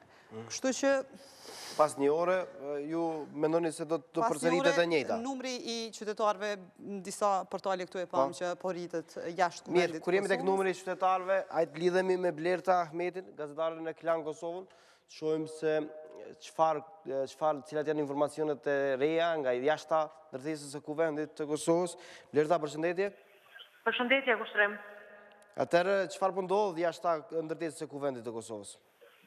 Para pak minutash, disa simpatizues të partisë Vazhdosjes në fakt kanë hedhur gaz me ngjyrë brenda objektit, brenda oborrit të Kuvendit. Përndryshe këtu jashtë ka qindra simpatizues të gjitha partive opozitare të cilët po prohorisin duke thënë që Zahedin nuk ka lënë, poshtë sa Mustafa e të tjera, përndryshe një përfaqësues i Vazhdosjes lajmëroi masën që seanca e Kuvendit është shtyr për një orë dhe bëri thirrje që të vazhdojnë të qëndrojnë akoma para Kuvendit derisa të përmbushen kërkesat e tyre. Përndryshe ka tim, njësia speciale ka bllokuar komplet hyrjen për tek Kuvendi, protestuesit vazhdojnë prohorisin, këto janë të rejat e fundit. Pra është hedhur ngjyrë në drejtim të ndërtesës së Kuvendit të Kosovës, Blerta, apo jo? Po, është hedhur gaz me ngjyrë dhe petarde në drejtim të Kuvendit, më saktë brenda oborrit. Ka mbledhje të shumë qytetarëve atje, Blerta? Janë me qindra, kushtrim, ka shumë të gjitha partive opozitare, nuk mund të themi që janë të vetëm një partie.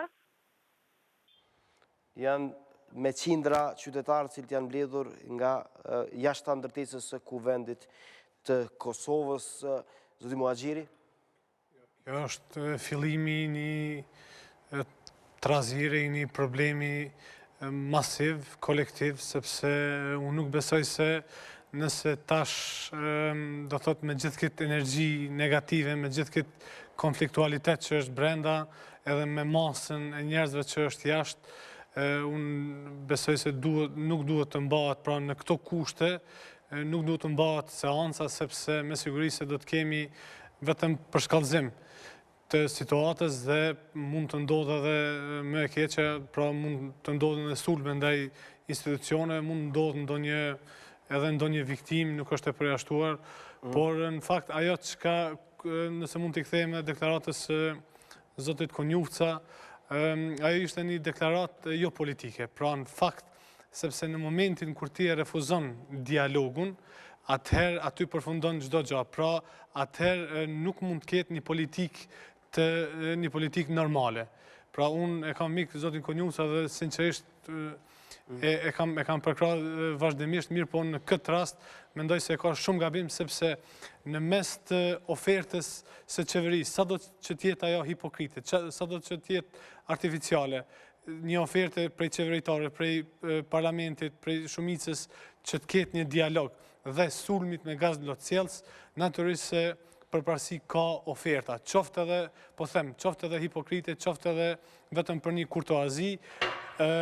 Kjo është përpara gazi lotcellës është absolutisht i papranueshëm, posaçërisht kur ati i nënshtrohen njerëzit e pafajshëm që nuk kanë asnjë lidhje ndoshta me politikën që e bëjnë punën e vet aty, pra është një skenë, është një gjendje e cila i shkon në dëm opozitës. Pra, në fakt, në këtë moment, përgjithësinë e ka pas pozita, që e ka ftu ka gjvonë edhe do thot, me një mënyrë e ka kontribua në eskalimin. Ka kontribu, sakt. Ka provokua. Po, sakt. Kjo është fjala dukur. E ka provoku situatën, mirë po opozita ja ka kthy me një lloj nderi, nëse mund të them ashtu, dhe e ka ba ato që është prit, pra ka rënë grackën e qeverisë, edhe tashma, sepse këto pamje, po them, edhe tek qytetarët, po edhe te partnerët tonë ndërkombëtar, vazhdimisht janë dënuar. Pra,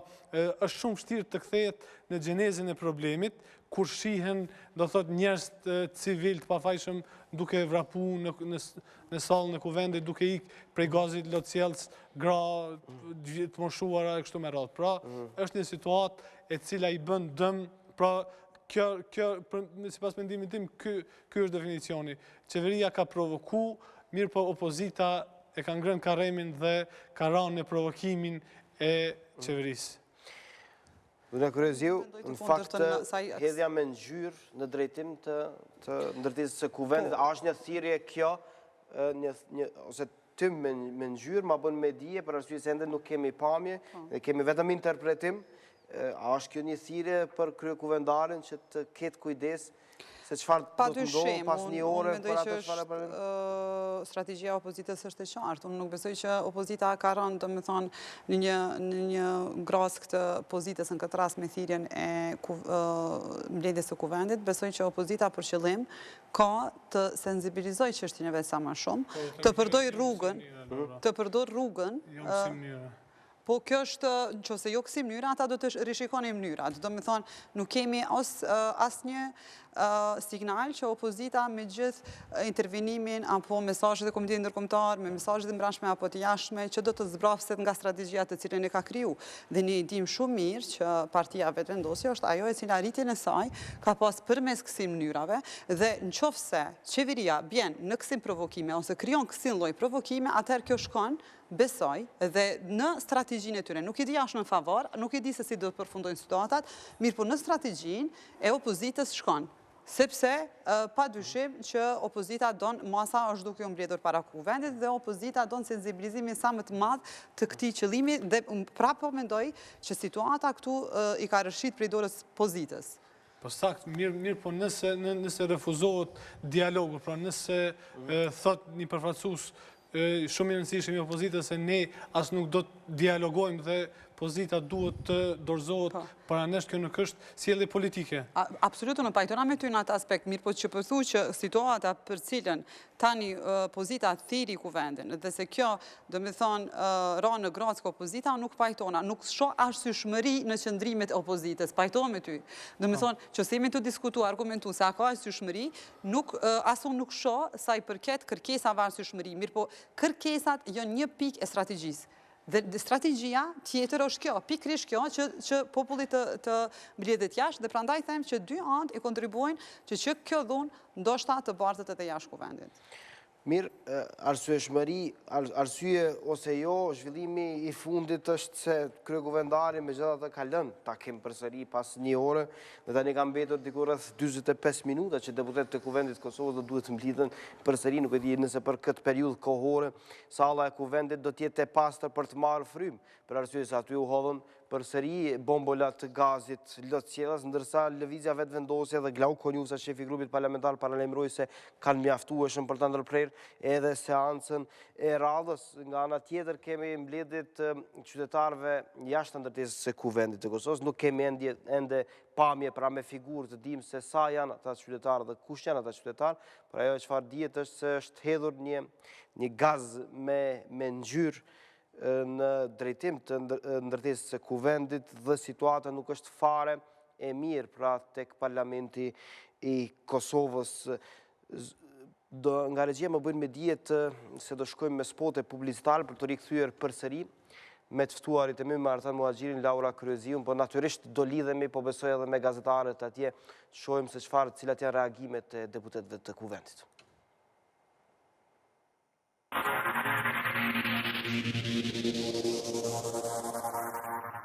Përshëndetje, miq, jemi rikthyer përsëri në këtë transmetim të drejtë për drejtë në këtë program special bazuar në zhvillimet në Kuvendin e Kosovës. Në studion e Klan Kosovës vazhdoj të jem me Artan Muhaxhirin dhe Laura Kryeziun, ndërkohë që në vazhdim do lidhemi dhe do mësojmë të rejat më të fundit që vinë nga Kuvendi i Kosovës, ka mbetur edhe pak minuta para atij afatit, dhe nga kryekuvendari Kadri Vesili që deputetët e Kuvendit Kosovës të mblidhen sërish pra në sallë. Në vazhdim do lidhem drejt për drejt në lidhje telefonike me deputetën e Partisë Demokratike të Kosovës, Zhvillimete Musliu. Përshëndetje, zonja Musliu.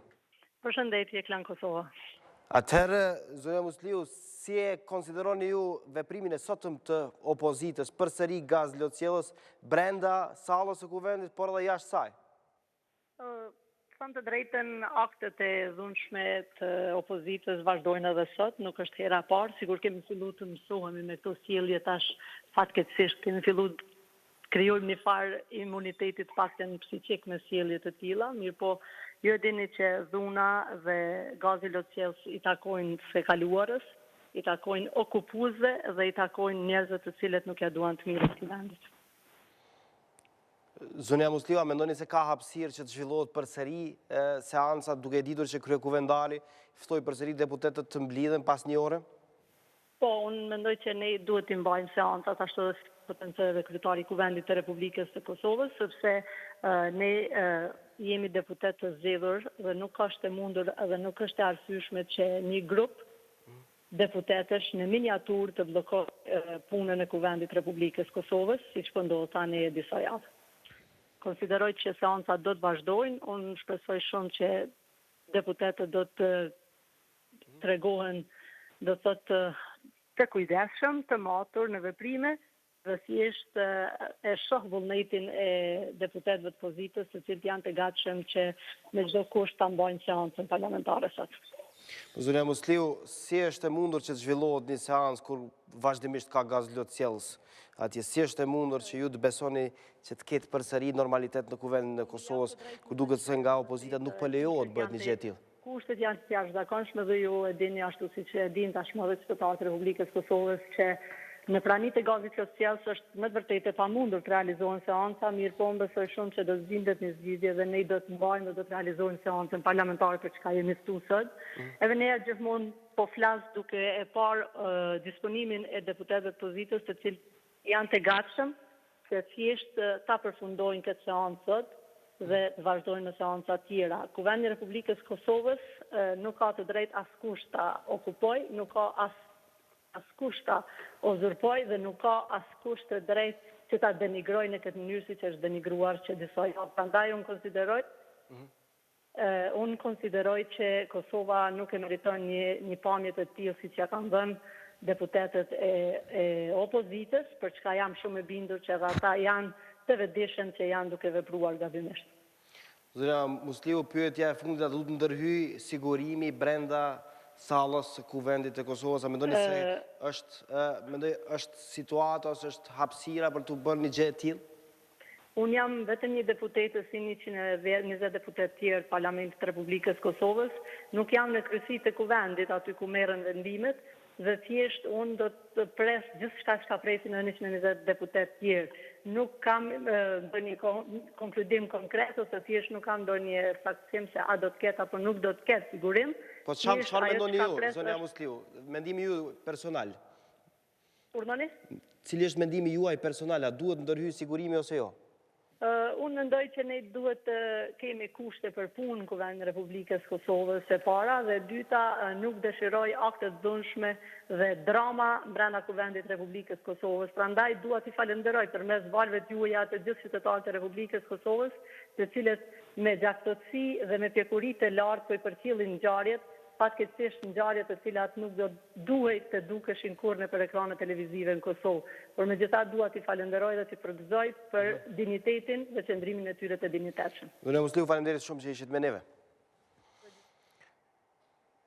Do lidhem menjëherë me gazetarin Kosovë Gjoci, i cili është në ndërtesën e Kuvendit të Kosovës. Ai duket se ka një mysafir në studion e tij të hapur. Kosovë, linja për juve.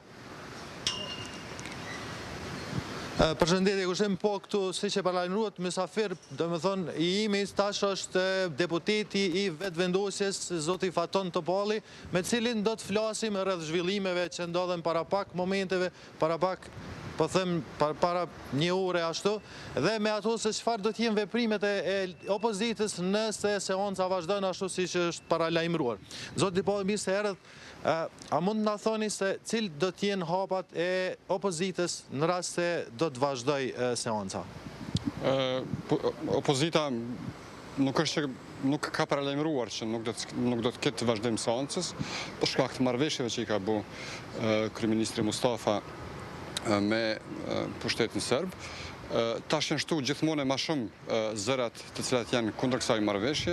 I vetmi zë që ka mbet është ai që marrëveshja nuk mund tërhiqet, gjë që nuk shndron për arsye se neni 18 i Kushtetutës së Kosovës përcakton formën e ratifikimit të marrëveshjeve ndërkombëtare, gjithashtu përcakton edhe formën se si mund të bëhet të tërheqja nga marrëveshja ndërkombëtare.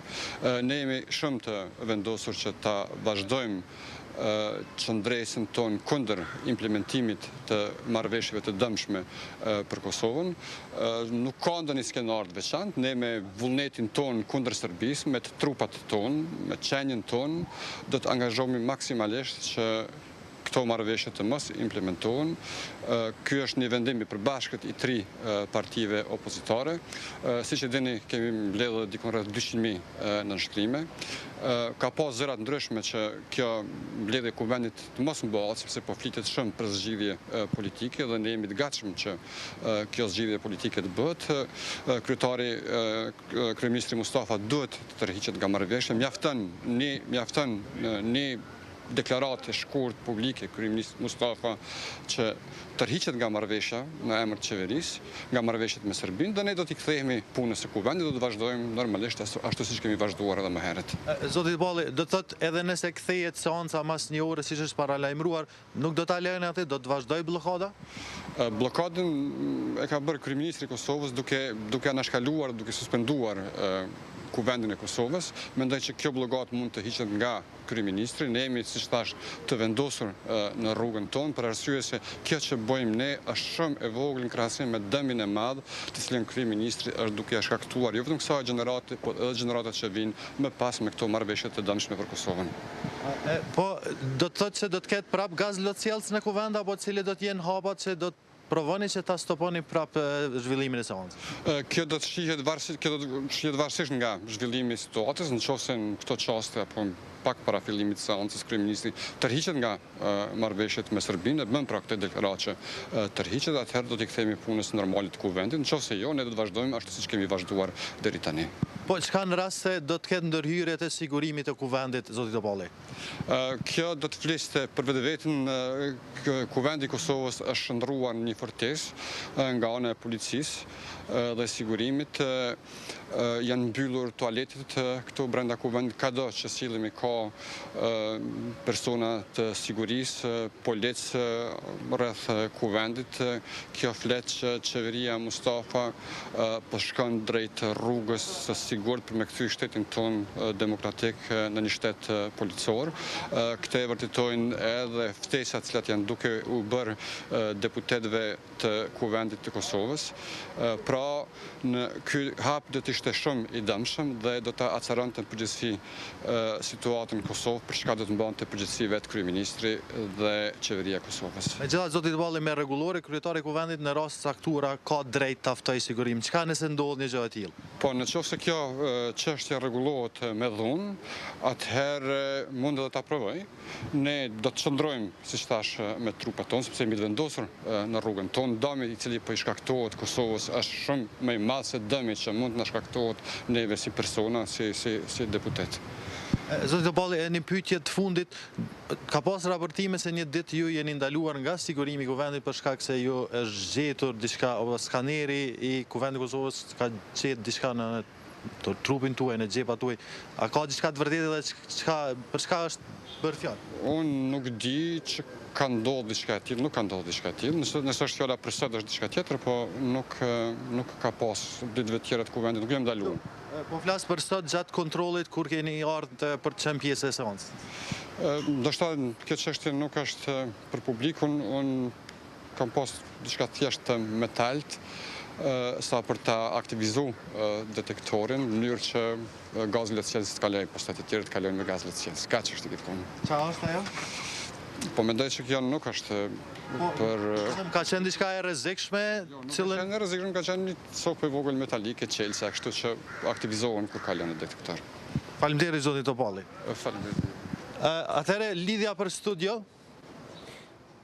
Kosovë, nuk e di Kosova nëse po më dëgjon ende, edhe nuk e di nëse zotin Topalli e ka ende në afërsi. Nuk e ka në afërsi Kosovë për arsye se nuk e di edhe sa bombolat gazit lotësjellës që kanë mbetur, por gjithsesi se do e marrësh vesh në komunikim me deputetët e opozitës, të vetëvendosur të subjekteve tjera politike, po sa ti takosh ata, po shpresoj që Kosovë në studion tënde të hapur për pak çaste të mbërrihet deputeti i Lidhjes Demokratike të Kosovës, një nga deputetët e Lidhjes Demokratike të Kosovës për të marrë opinionet e tyre në lidhje të drejtë për drejtë isha me Kosovë Gjollësin, i cili zhvilloi një intervistë me zotin Topalli. Zoti Topalli thotë se nuk ka kompromis pa tërheqjen e marrëveshjeve, nuk ka hapësira zhvillohet seanca e Kuvendit të Kosovës.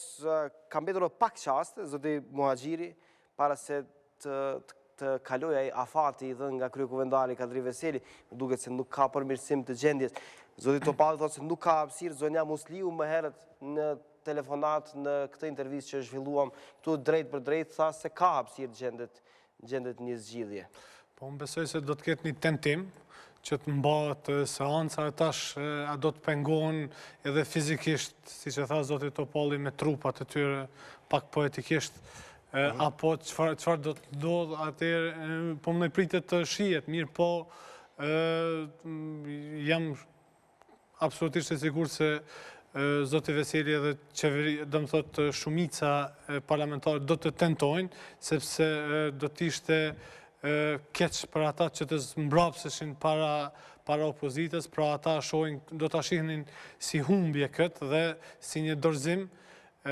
Prandaj edhe tash pritet, mirë po mendoj zëri i arsyes do të ishte që të mos mbahet, mirë po arsyeja ka humbur në këtë krizë politike dhe ajo nuk po shihet askund, mirë po këto janë paralajmërime shumë negative, sepse me siguri se do të jemi dëshmitar të skenave të pahishme përsëri, edhe sepse duke pas parasysh këtë animozitet ekstrem i cili vazhdimisht po rritet, ky duhet të eskalojë me një pikë ku ndoshta fatkeqësisht edhe do të kemi ndonjë ndërhyrje fizike apo një gjë tillë, sepse argumentet e retorika po zhvillohet, po nxehet vazhdimisht dhe me siguri se ajo me një moment do të eskalojë në një pikë të caktuar. Zonja Kryeziu, shkurtimisht këtë situatë?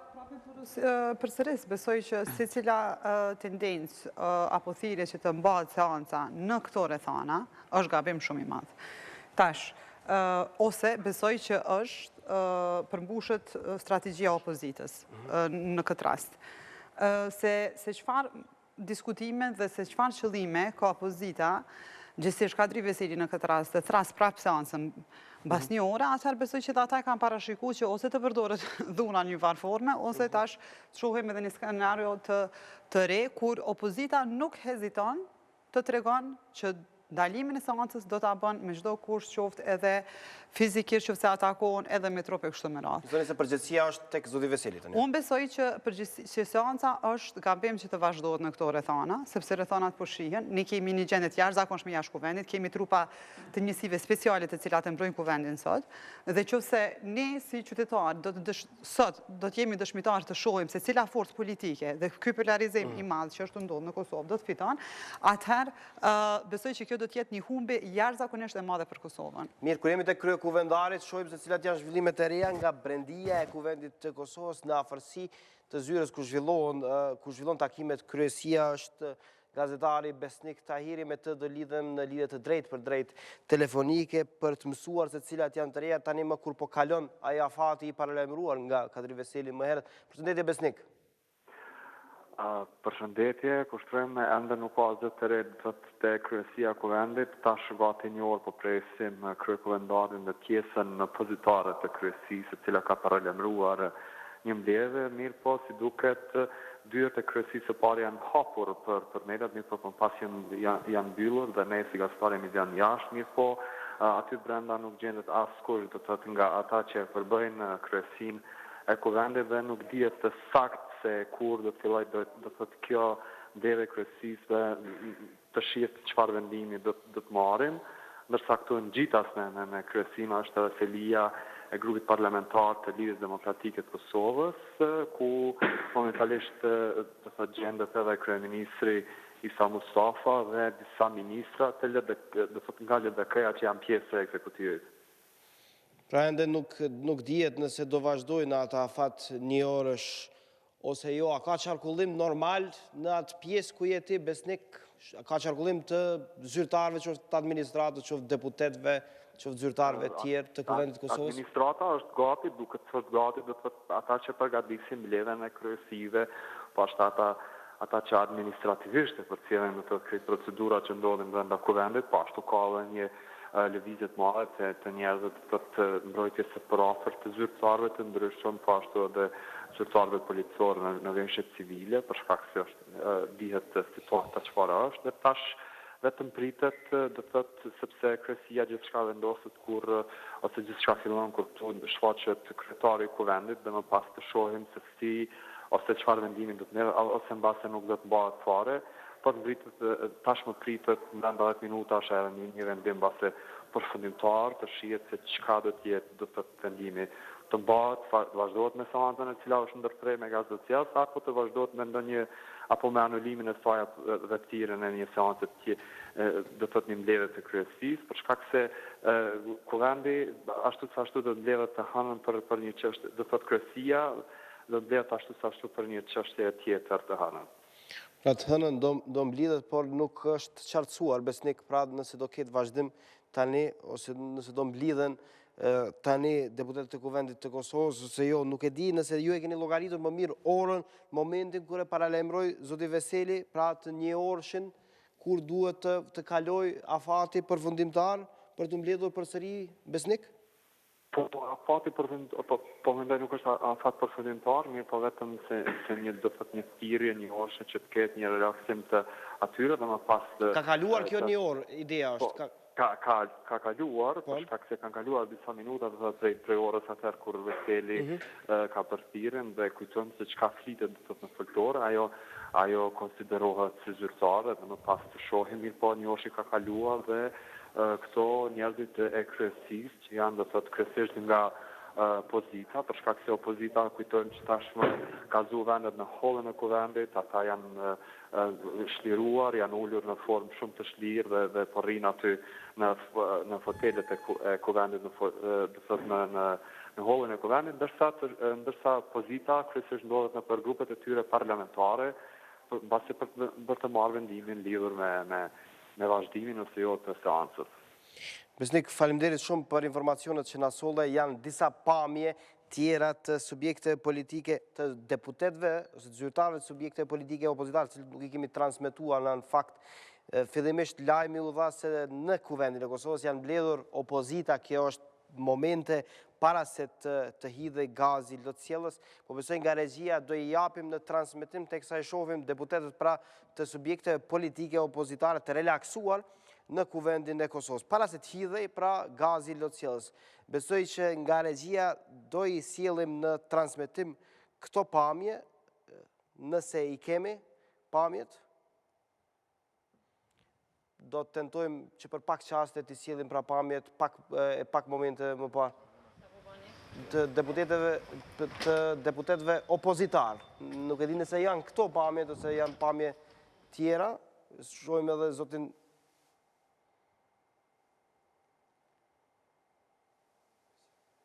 zotin Haradinaj, zotin Kadaj Bujupi,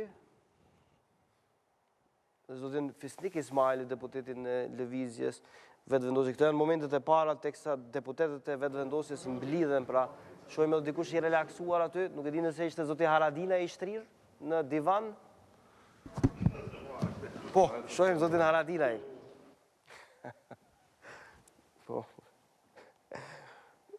Një moment i befasishëm për zotin Haradinaj.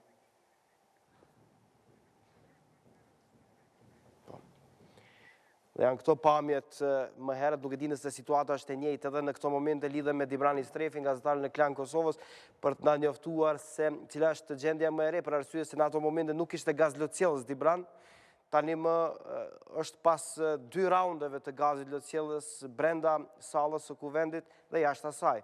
Cila është gjendja më e re, Dibran? Kushtrim pas, si që përshkohet, pas 2 raundeve të gazit lotësjellës, gjendja tani është më e qetë, holli i Kuvendit po vlen nga gazetarët dhe njëkohësisht edhe nga deputetët e opozitës. Deputetët e opozitës janë duke qëndruar në hollin e Kuvendit, në pjesën ku është rezervuar për deputetët aty deri para pak çastesh, ka qëndruar të 3 liderët e subjekteve opozitare, Visari Meri, Fatmir Limaj, Ramush Haradinaj, ndërkohë Fatmir Limaj pak çaste më parë është larguar nga aty, ndërkohë që deputetët e tjerë po vazhdojnë të qëndrojnë aty tek pjesa e rezervuar për deputetët e Kuvendit Kosovës. Në hollin e Kuvendit janë parë të hyjnë edhe policë, hetues, të cilët janë ngjitur tek salla ku mbahen seancat plenare, e ku sipas gjykatësve po I bëjnë hetimet në lidhje me gazin lotësjellës, I cili është hedhur para pak kohësh gjatë mbajtjes së fillimit të seancës plenare. Kushtrim? Brenda sallës së Kuvendit nuk është futur askush, apo jo? Jo, brenda sallës Kuvendit, nësa dëgjova, nuk është lëndu askush, ndërkohë në këto momente, në hollën e Kuvendit kanë hyrë disa nga deputetët e LDK-s, po I shoh këtu Armen Zemajn, si dhe disa të tjerë, të cilët po qëndrojnë në hollën e Kuvendit dhe ata, ndërkohë që një informacion me sa duket apo presin vendimin e kryesisë së Kuvendit, e cila ende nuk është mbledhur për të vendosur rreth seancës plenare, se a do të vazhdoj apo si do të ndërprehet. Cili është disponimi nëse ke arritur të komunikosh me ndonjë nga deputetët? Cili është disponimi I tyre? Po, kushtrim kemi arritur, madje kemi intervistuar Fatmir Limajn, Ramush Haradinajn, se dhe Visari Merin, po thuaj që të tre kanë të njëjtin qëndrim. Fatmir Limaj ka thënë se gjithë këtë situatë është duke provokuar vetë qeveria, vetë kryesia e Kuvendit, pasi që nuk është dashur të thirrët në seancë në këto kushtet për t'i lënë hapësirë një dialogu të mundshëm ku do të mund të gjinde një zgjidhje. Të njëjtat madje liderja kës Ramush Haradinaj në pyetje se kush e hodhi gazin lotësjellës, ai ka thënë se gazin lotësjellës e hodhi vetë Isa Mustafa, ndërkohë që disponimi I tyre është që edhe nëse vazhdon seanca plenare, ata me çdo kusht thonë se do të ndërprejnë përsëri seancën, e cila është parapar në fakt të vazhdojë, mirë, po kryesia ende nuk ka vendosur për këtë çështje. Faleminderit Dibran për informacionet që na solle nga brendia e ndërtesës së Kuvendit të Kosovës. Tani po besoj se e kemi lidhjen nga regjia, le të ma bëjnë me dije se e kemi lidhjen jashtë me Kosovë Gjocin shumë shpejt do lidhemi me Kosovë Gjocin I cili në studion e tij të hapur do ketë deputetin e Lidhjes Demokratike të Kosovës Blerim Grajinca për të shpalosur qëndrimin e grupit parlamentar të LDK-s lidhur me situatën më aktuale të krijuar në Kuvendin e Kosovës. Po sa ta kemi lidhjen teknikisht, do kalojmë tek studio e hapur e Kosovës, duket se zoti Muhaxhiri nuk kemi ende një vendim të kryesisë së Kuvendit të Kosovës, pavarësisht se ai afati një orësh që I zoti Veseli ka kaluar veç më.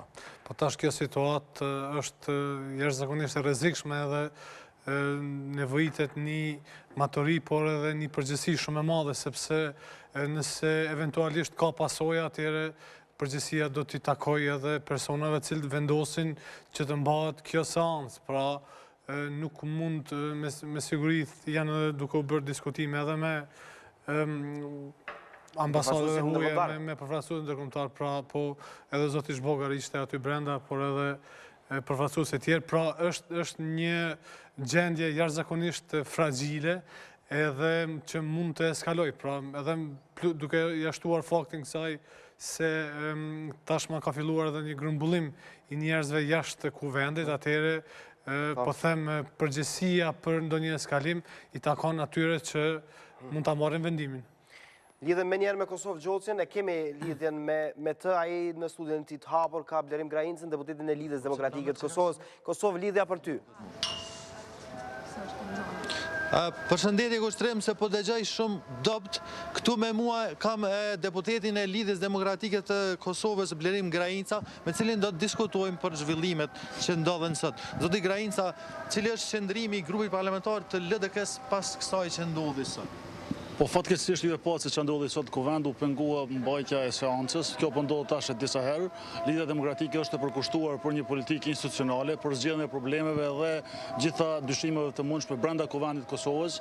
Andaj unë edhe këtë rast dëshiroj që t'i apeloj te kolegët e opozitës të thrasin arsyeën dhe të kthehen Kuvend, sepse vetëm këtu mund t'i ballafaqojmë idetë dhe dyshimet që ata mund të kenë për gabimet e mundshme të qeverisë. Prandaj i ftojmë që të vinë këtu dhe bashkërisht të diskutojmë për problemet. LDK-ja po e pret tani vendimin e kryesisë Kuvendit për vazhdimin e seancës apo jo. Jemi këtu sepse është obligimi ynë si qytetar dhe si deputet që të mbrojmë punën institucionale të institucioneve të Republikës Kosovës. Zoti Grajinca, në rast se vendoset që seanca të vazhdojë, ndërkohë që do të ketë prap bllokim edhe pengesë nga opozita, cili do duhej tjetë hapin këtë rast, po them, edhe i kryetarit Kuvendit, a do duhet thirrej sigurimin këtë rast? Po ju lutem, unë nuk dëshiroj të komentoj vendimet e kryetarit Kuvendit dhe të kryesisë, sepse ata i nënshtrohen një rregullore të punës së Kuvendit, sepse është në fuqi qysh më herët. Mirë, po unë jam i bindur sikurse shumica e delegatëve të këtij Kuvendi se dialogu nuk ka alternativë dhe kjo është shtëpia e dialogut, prandaj tentativa për ta bartur dhunën, qoftë në Kuvend, qoftë jashtë, është e papranueshme për LDK-n dhe për gjithë deputetët të cilët mendojnë se këtu duhet të diskutohen dhe të shtrohen problemet. Në rast se vazhdon një bllokim i tillë, zoti Grajinca, çfarë do duhet bënte? Dihet se edhe me rregullore realisht është një moment kur kryetari edhe ka të drejtë që të thras sigurimin brenda sallës. Po sikurse ju po thoni, ashtu është edhe me rregullore, tani do shohim se si do veprojë kryetari dhe kryesia, sepse është në mandatin e tyre që të vendosin se a do përdorin apo jo atë instrumentin e fundit në duart e tyre, do thotë futjen e sigurimit të sallë dhe pastrimin e situatës në një formë apo tjetrën. A ka pasur LDK-ja ndje takim sot apo do të ketë pas zhvillimeve që ndodhen seancë? LDK-ja ka pasur takime dhe vazhdon të ketë takime të vazhdueshme me qëllim të gjetjes së një alternative në mënyrë që qytetarëve t'ju ofrojmë qetësi dhe ata të kalojnë një natë qetë këtë vend, sepse dhuna dhe format e tjera të ushtrimit të presionit mbi institucionet nuk janë të pranueshme këtë shoqëri. Jemi lodhur nga presionet, janë lodhur qytetarët, andaj mendoj se edhe një herë apeloj te kolegët e opozitës të thrasin arsyeën dhe të vinë Kuvend. Megjithatë për opozitën arsyeshme është që të tërhiqen në nënshkrimet nga dy marrëveshje të cilat ata i shohin si dëmshme. A do të bëhet o a duhet bëhet? E para, konstatimi i tyre është e drejtë e tyre të konstatojnë se janë të dëmshme apo nuk janë të dëmshme, por një gjë po e ngatrojnë asociacionin e komunave që është si produkt i disa marrëveshjeve të mëhershme dhe marrëveshjen e demarkacionit të kufirit me Malin e Zi.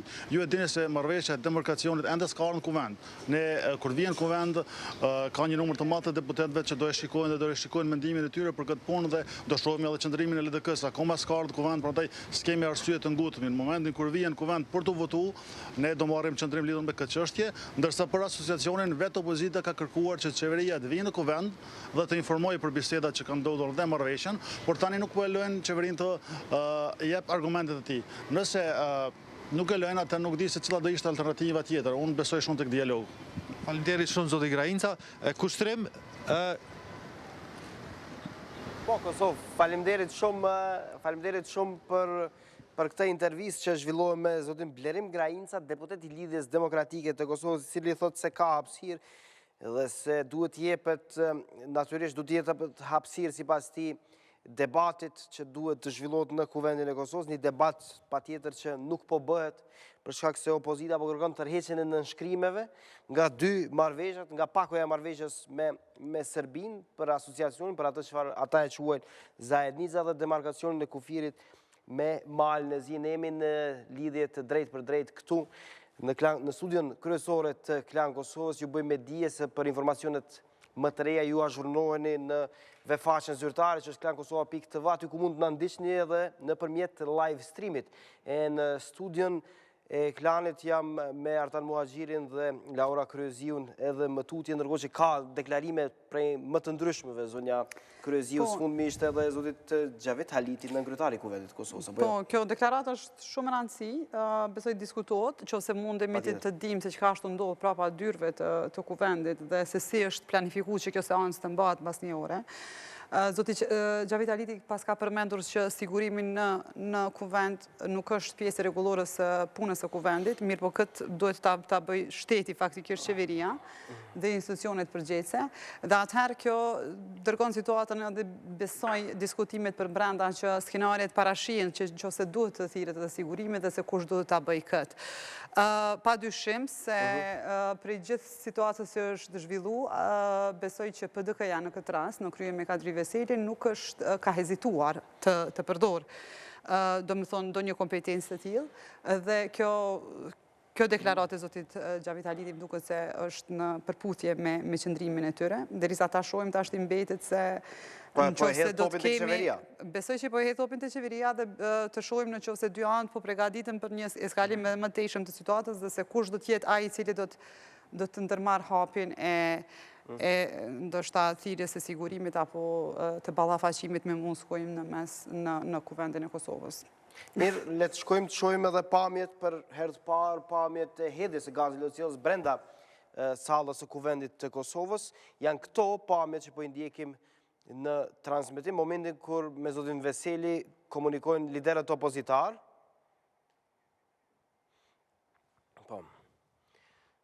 Janë këto pamjet e ne ndërsa ndjekim këto pamjet që në momentin kur zonja Donika Kadaj Bojupi përsëri e hedh gazin lotësjellës në Kuvendin e Kosovës. Do lidhem me Gjavit Halitin në lidhje të drejt për drejt telefonike, sepse përmendëm emrin e tij pak qaste më parë në kryetarin e Kuvendit të Kosovës. Zoti Haliti, përshëndetje. Përshëndetje. Atëherë përsëri kemi gaz lotësjellës në Kuvendin e Kosovës. Nuk e di nëse e keni pritur të ndodhë një gjë e tillë përsëri. Po tani unë nuk kam pas e pres ose se pres. Ata janë deklaruar publikisht që ne do të hedhim prap gaz lotësjellës, do ta pamundsojmë mbajtjen e seancës. Ajo nuk ka qenë ndonjë sekret ose nuk ka qenë ndonjë befasi për askën. Të gjithë e kanë ditë që do të ndodhë diçka e tillë. Zoti Veseli, si e shehni rrugdaljen nga një situatë e tillë e krijuar në Kuvendin e Kosovës, duket se nuk ka kthim të normalitetit, nuk ka kushte që aty të zhvillohen mbledhje. Po si s'ka kushte, po patëm polici, ka kushte, po patëm shtet, ka kushte, po shtet, nuk ka kushte. Në krejt botën, janë organet e shtetit që e sigurojnë dhe garantojnë mbarvajtjen e punëve, qoftë në parlament, qoftë në qeveri, ku do qoftë. Prandaj shteti është përgjegjës në qoftë se ndodhë diçka e pa llogaritur, themi, ose në qoftë se unë nuk po di se si ta quaj këtë, por nuk ka diçka befasishme, diçka ka qenë e ditë. Zoti Haliti, pra ju bëni thirrje që në fakt sigurimi ose policia të ndërhyjë në Kuvendin e Kosovës në mënyrë që të lejohet? Nuk është vërtet që kam bërë thirrje që të ndërhyjnë. Jo, po ju pyes në fakt. Jo e keni zakon me i lexu mrapsht, ashtu si që urdhnojnë tjetë lexon komentet e tjerëve, se kuptohet me qenë në nivel do duhej me përgatit opinionin pak më në rrysh, interes venit dhe jo në interes anarkisë. Unë po them që deputetëve të Kuvendit Kosovës për t'ju garantu punën dhe angazhimet që i kanë të përditshme aty, kur ju rrezikohet, ju pa mundësohet nga kush do qoftë, duhet me gjetë rrugë për t'ju mundësu me punu. Kjo është ajo e rëndësishme. Tjerat s'ka në rëndësi. Dhe atë shkur s'mund ta vejnë në përgjithësi atë kryetarin e Kuvendit, atë kryesinë e Kuvendit, përderisa ata s'kan asnjë kompetencë urdhëzënëse ndaj organeve të shtetit. Zoti Haliti, fillimisht gazetarët duke kanë krijuar këtë situatë në Kuvendin e Kosovës, e keni krijuar ju, politikanët, qoftë pozitë ose opozitë, dhe nuk e kemi ndërmend t'i lexojmë mbrapsht deklarimet tuaja, po ju pyesim. Ideja është që mbledhja e kryesisë së Kuvendit të Kosovës është shtyrë. Jo, është shtyrë mbledhja e Kuvendit. Atëherë Mbledhja e kuvendit është, mbledhja e kryesisë së kuvendit zoti Aliti është shtyr për mungesë kvorumi, për shkak mungesës tuaj, do të ktheheni atje? Unë nuk kam pas pjesë për mbledhjet kryesisë, unë kam qenë detyrë në Tiranë. Qartë, faleminderit shumë që ishit me neve. Rikthehemi drejt për drejt në studion e Klan Kosovës, komentojmë ishim në lidhje të drejt për drejt me zotin Gjavit Haliti. Zgjidhja sipas tij. Unë e ritheksoj që PDK-ja ka hezituar dhe ka pas një qëndrim hezitues ndaj masave, të merë masa, çfarëdo që kujdo që do të ishe, do me thonë ajo kompetencë, ndaj situatës në kuvend. Dhe këtë e tha dhe vetë zoti Aliti, mirë po, me fjalë të tjera, a i largoj, do me thonë, përgjithsin nga kuvendi, që me sigurim regulore edhe qëndron ashtu.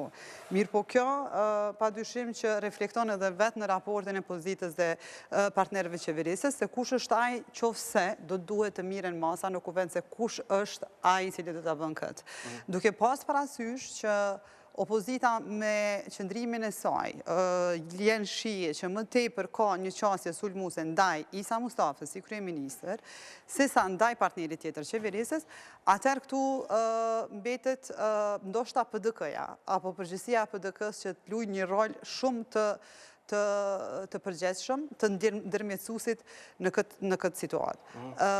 Për ndryshe, situata si shrihet, ne prapë më ballafaqohemi me gaz losjellës, prapë kthehemi te argumenti fillimisht si filloi emisioni se nuk e kuptojmë se do thirrej një seancë e tillë sot, kur ne e dim se do të peshohim, domethënë që nuk është marrë asnjë mas që të krijohen kushtet për mbajtjen e kësaj seance, dhe se opozita nuk zbrapset nga qëndrimet dhe mënyrat e saj për të ndaluar. Nëse pamjet e fundit nga holdi i kuvendit të Kosovës, po zoti Haliti tha se është përgjegjësia e institucioneve të Kosovës që të kthehet normaliteti në kuvendin e Kosovës. Unë pajtohem, sepse vërtet kjo situatë është duke u bë qesharake. Do thotë falë zotit që ndonjë terroristi nuk i shkon në mend me bë ndonjë akt se kish me e fut gjithë farloj dinamiti në kuvend pas një problem. Pra, kjo është një gjendje qesharake, një dështim total i gjithë rjetit, zinxhirit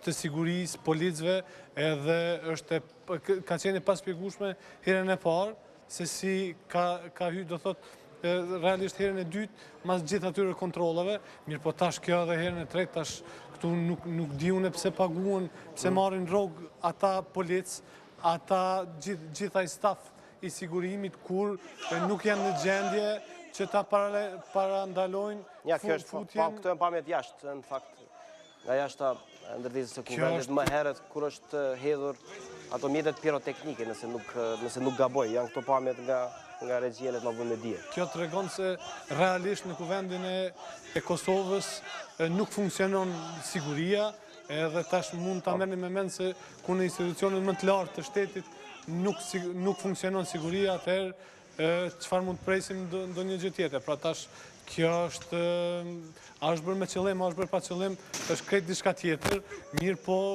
është krejtësisht e pafalshme në aspektin e profesionalizmit që të mos jenë në gjendje që ta parandalojnë, të thotë ka skaner të ndryshëm, ka mënyra të ndryshme që ti identifikojnë elementet eksplozive, kimike, edhe kjo duhet bëhet. Pra, kjo është një dështim i pafalshëm edhe i policisë, edhe i strukturave të sigurisë që janë brenda, sepse realisht ato po rrezikojnë jetën e deputetëve, ato struktura, ata njerëz paguhen që ta sigurojnë jetën e deputetëve, nuk po e bëjnë këtë, nuk po mund ta bëjnë, nuk po dinë ose nuk po duan, edhe për këtë arsye... Ata duhet, këtu ka një hierarki, Artan, duhet dikush t'i ftoj.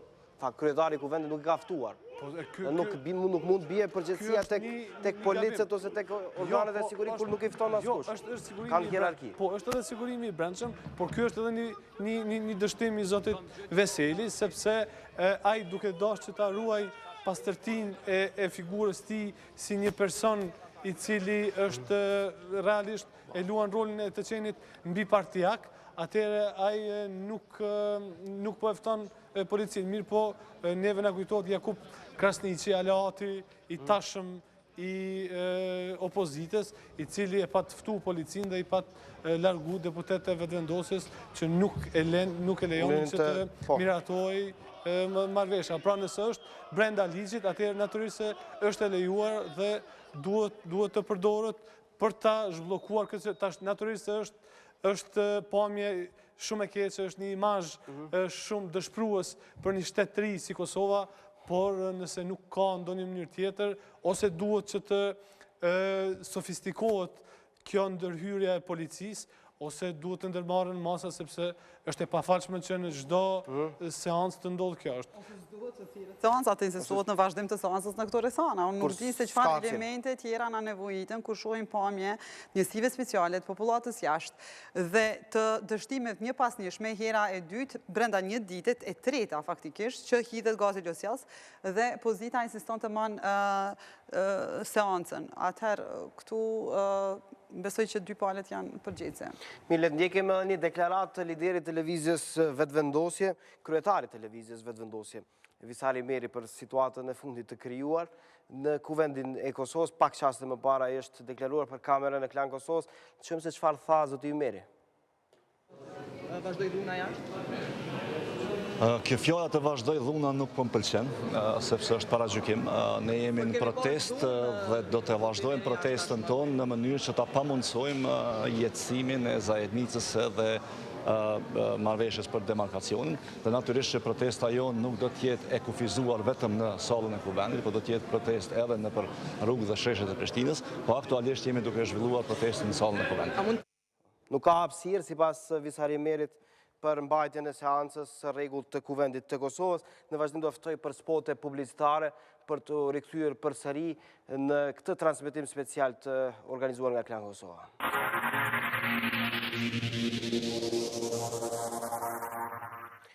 Po është në dhe më tutje, në fakt situata e paqartë në Kuvendin e Kosovës, ende nuk dihet nëse do villoj në këto momente takimi i kryesisë e Kuvendit e Kosovës. Një gjë e tillë ishte parapartë ndodh pak momente më parë, në ndërkohë që ne do shkojmë përsëri në Kuvendin e Kosovës tek Kosovë Gjoci, gazetari i Klan Kosovës, i cili ka një tjetër musafir në studion e tij të hapur. Përshëndetje Kosovë. Përshëndetje kushtrim, mysafir tash pranë meje është Valdete Bajrami, kryetare e grupit parlamentar të nismës për Kosovën, me cilën do të diskutojmë pak rreth kësaj situatës që është kriju tash që realisht nuk po dihet nëse po mbahet kryesia, do më mbledhja e kryesisë është shkaktar mungesa korumit apo cilat janë arsyet që nuk mbahet dhe hapat e me temë të opozitës në rast se do të vijë deri vazhdimi i seancës. Zonja Bajrami, mirë se erdhët. A mund na shpjegoni pak pse ju nuk keni marrë pjesë në mbledhjen e kryesisë që është thirr tash?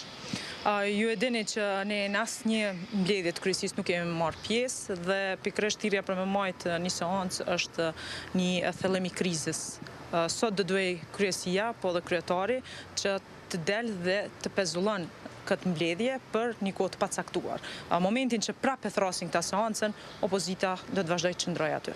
Pse nuk po mbahet tash opozita? Është mungesë korrumi, është raportuar se për shkak mungesë korrumit apo cilat janë arsyet që nuk është mbajtur deri tash? Mbledhja e kryesisë po mendoni?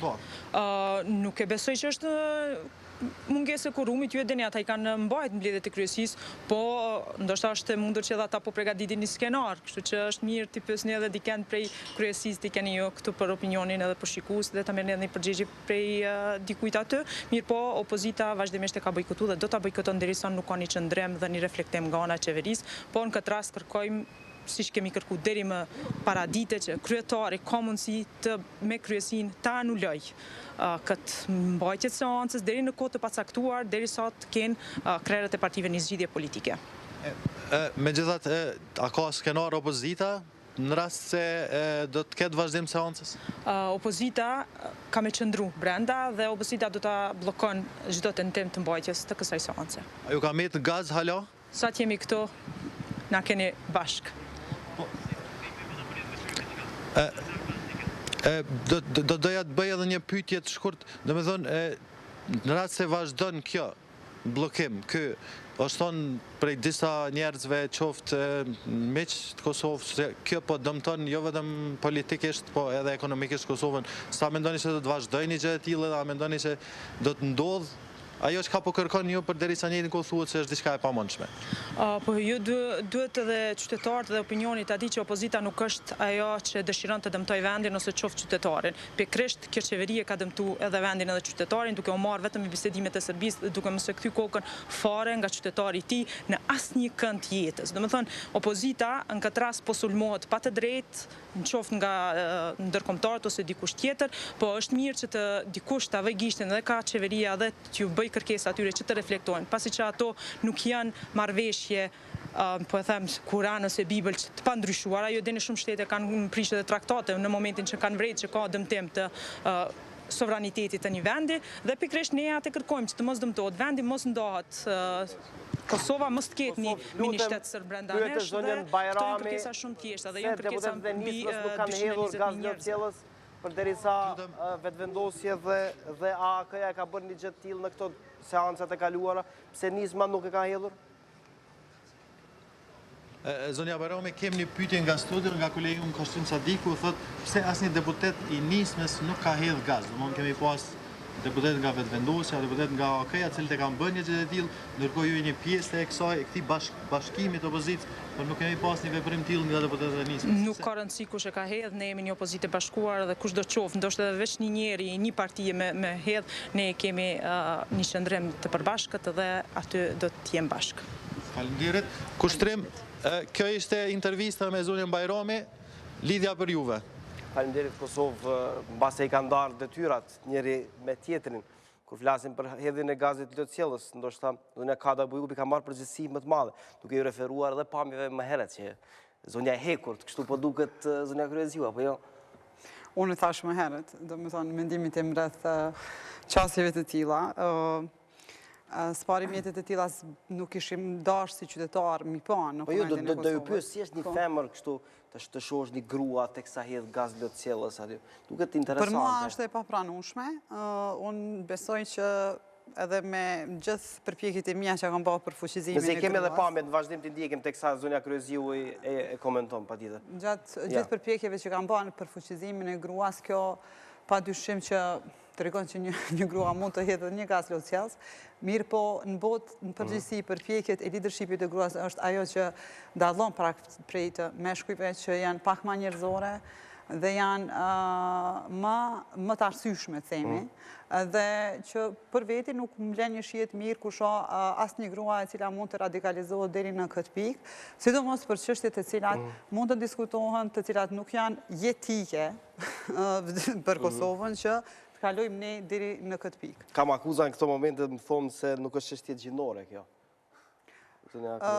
Po pasi që pyetja ishte e parashtruar ashtu. Po pyetja është ashtu, absolutisht. Unë nuk është çështje gjinore, padyshim që nuk është çështje gjinore, ka të bëjë me individin, me njeriun si është i krijuar, dinjitetin, integritetin, besimet e asaj apo atij. Mirë, po përgjithësi që ose reflektojmë në një leadership përgjithshëm të gruas, besoj se për mua nuk është një pamje e mirë. Për gjithë ata që kanë jetu në kohën e Jugosllavisë edhe kanë kryer shkollën fillore, ka qenë një hero Boshko Buha, edhe ai gjuante kështu bombe.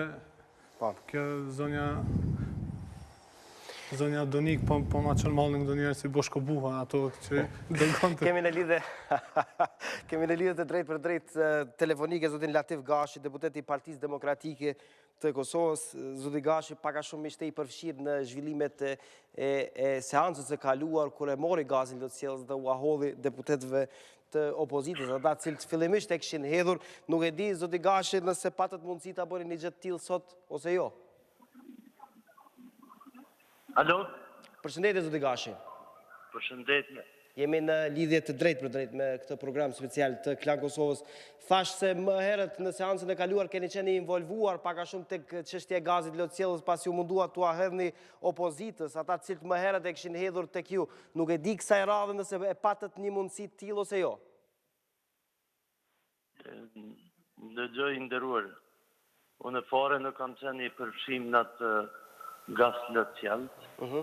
Ju dini që opozita tani disa seanca është të ndërpreje, dhe me thonë të përdor në gjitha metodat për mos me zhvilluar seancat, në të seancë ku ju po i referohni, e kini pa që përveç gjujtjes gasit për me pengue vazhdimin e seancëve, ata akterët e hudhjes i ka nejt gati edhe me jafrujt afer bonkave të deputetve. Veçanti të Flora Brovina edhe qëllimi jem ka qenë që s'paku dhe i të largohet Flora Brovina dhe disa deputet tjerë që mund të apësonin, po. Afer atë gas lëtjel, kështu që unë e vetëm e kumë largohet në drejtim tyre, pëse jo. Zoti Gashi, qëfar dalon nga seanca e kaluar, po them, kur i referohem kësaj qëfar pëndodhë sot, dhe a mendoni se ka kushte normale që të zhvillohet seancë sot? Dëgjone, nuk besoj që shtetit dohet dërzohet para një grup njerëzish që mendojnë ndryshe. Ka mekanizma, unë cilat janë ato mekanizma, zoti Gashi? Edhe kryesinë e Kuvendit, edhe gjithë akterët, edhe policinë, edhe organet e sigurimit që kanë vepru në këtë mënyrë, nga se ju e dini mirë që vetë ajo opoziti i ka votue regulores dhe ligjet që janë në fuqi. Ju e dini që ka mekanizma për zbatimin e tyre dhe ta besoj që jënë të e kesh përdorë këtë metod të mos përdërimit mekanizmave ligjor. Për ndryshe, unë besoj që s'kishin me vepru në asë një mënyrë që konsideroj që nuk kanë asë një arsye për me vepru kështu. Zoti Gashi, a mendoni se ka hapësirë që sot ketë përsëri seancë ose jo?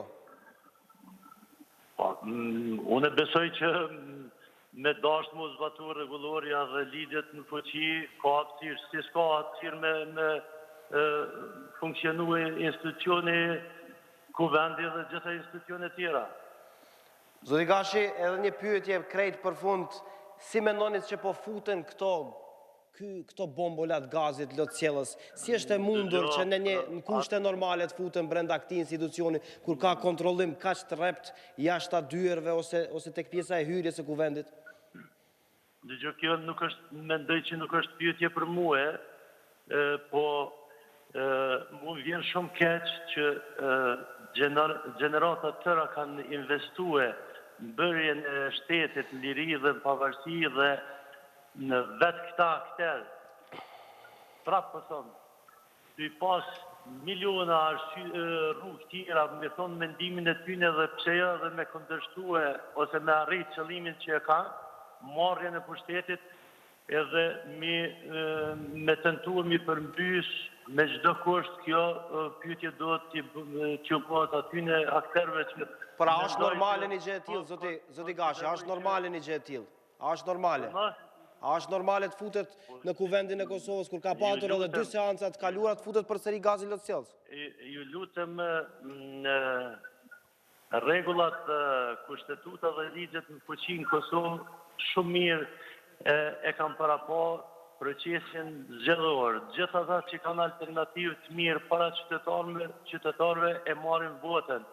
Dhe sovrani është ai i cili i vlerëson edhe këto veprime, edhe veprimet e çdo kujt të kaluarmen.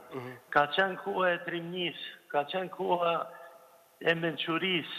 Tash besoj që kjo është çmenduri, veprime të çmendura për ardhjen pushtet. Faleminderit shumë që ishe me neve.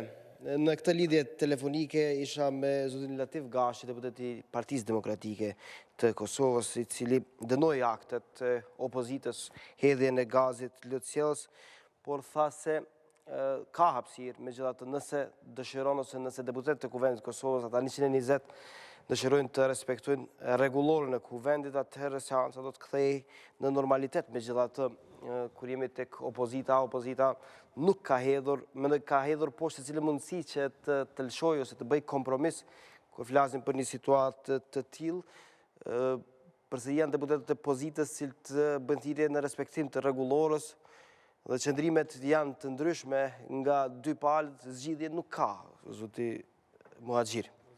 Ka mirë, po unë sinqerisht nuk po e kuptoj këtë qëndrim të opozitës, sepse nga historia politike kemi pas edhe raste ku ta zëm popuj mes veti që kanë bërë masakra njëri tjetrit, pas një kohë janë ullë në tavolinë bisedimeve. Kemi rastin e Holokaustit, e kemi rastin e Srebrenicës, ku Serbë dhe Bosnjakët pastaj janë ullë dhe kanë bisedua. Kemi rastin e Kosovës, ku pas gjithë atyre masakrave dhe vrasjeve të civilve është ba një proces edhe ende është duke ndodhë, do të thotë edhe Palestinez me Izraelit, do të thotë në gjithë botën ka shembuj ku edhe nëse ka me mia viktima, prapë se prapë vjen një moment ku duhet ulen në tavolinë, sepse dialogu është esenca e politikës. Zemra politikës është dialogu, nuk ka asë një politikan i cili mund të thotë unë nuk dialogoj me asë një kusht për këtë, sepse ajnë faktikisht nuk është politikan. Është ajo klisheja se politika është arti së mundshmës, edhe për këtë arsye vazhdimisht diplomatët më të mirë, politikanë më të mirë janë ata që mundohen që brenda antagonizmave ekstrem të gjejnë ndonjë mundësi për ndonjë bashkëpunim apo marrëveshje. Edhe kjo unë nuk po kuptoj, sepse me këtë qasje, absolutisht asgjë nuk kishtë mujtë me u arrit. Do thotë ne e dim edhe nga, nëse marrim edhe bombardimin e NATO-s, ka pas shumë kundërshtar, mirë po ajo ka ndodhë. Edhe me rastin e pavarësisë, ka pas shumë kundërshtar, mirë po ajo ka ndodhë. Do thotë nuk ka asë një proces, nuk është që nuk ka kundërshtar. Edhe tash nëse nuk tentohet që gjendet asë një rrugë mesme, asë një hapësirë për dialog, atëherë kjo është e pafalshme dhe është sjellje krejtësisht jo politike. Pra, më vjen shumë keq, mirë po opozita është duke e hequr mundësinë e një politike të mirëfillt edhe që s'paku të jep ndonjë alternativë. Pra, kjo situatë do të ishte krejtësisht ndryshe, sikur t'i kishim ne edhe ndonjë opsion. Do të thotë edhe një plan B nga pozita, edhe një plan B nga opozita dhe pastaj të diskutohej për ato plane. Pra, që sikur gjitha marrëveshjet.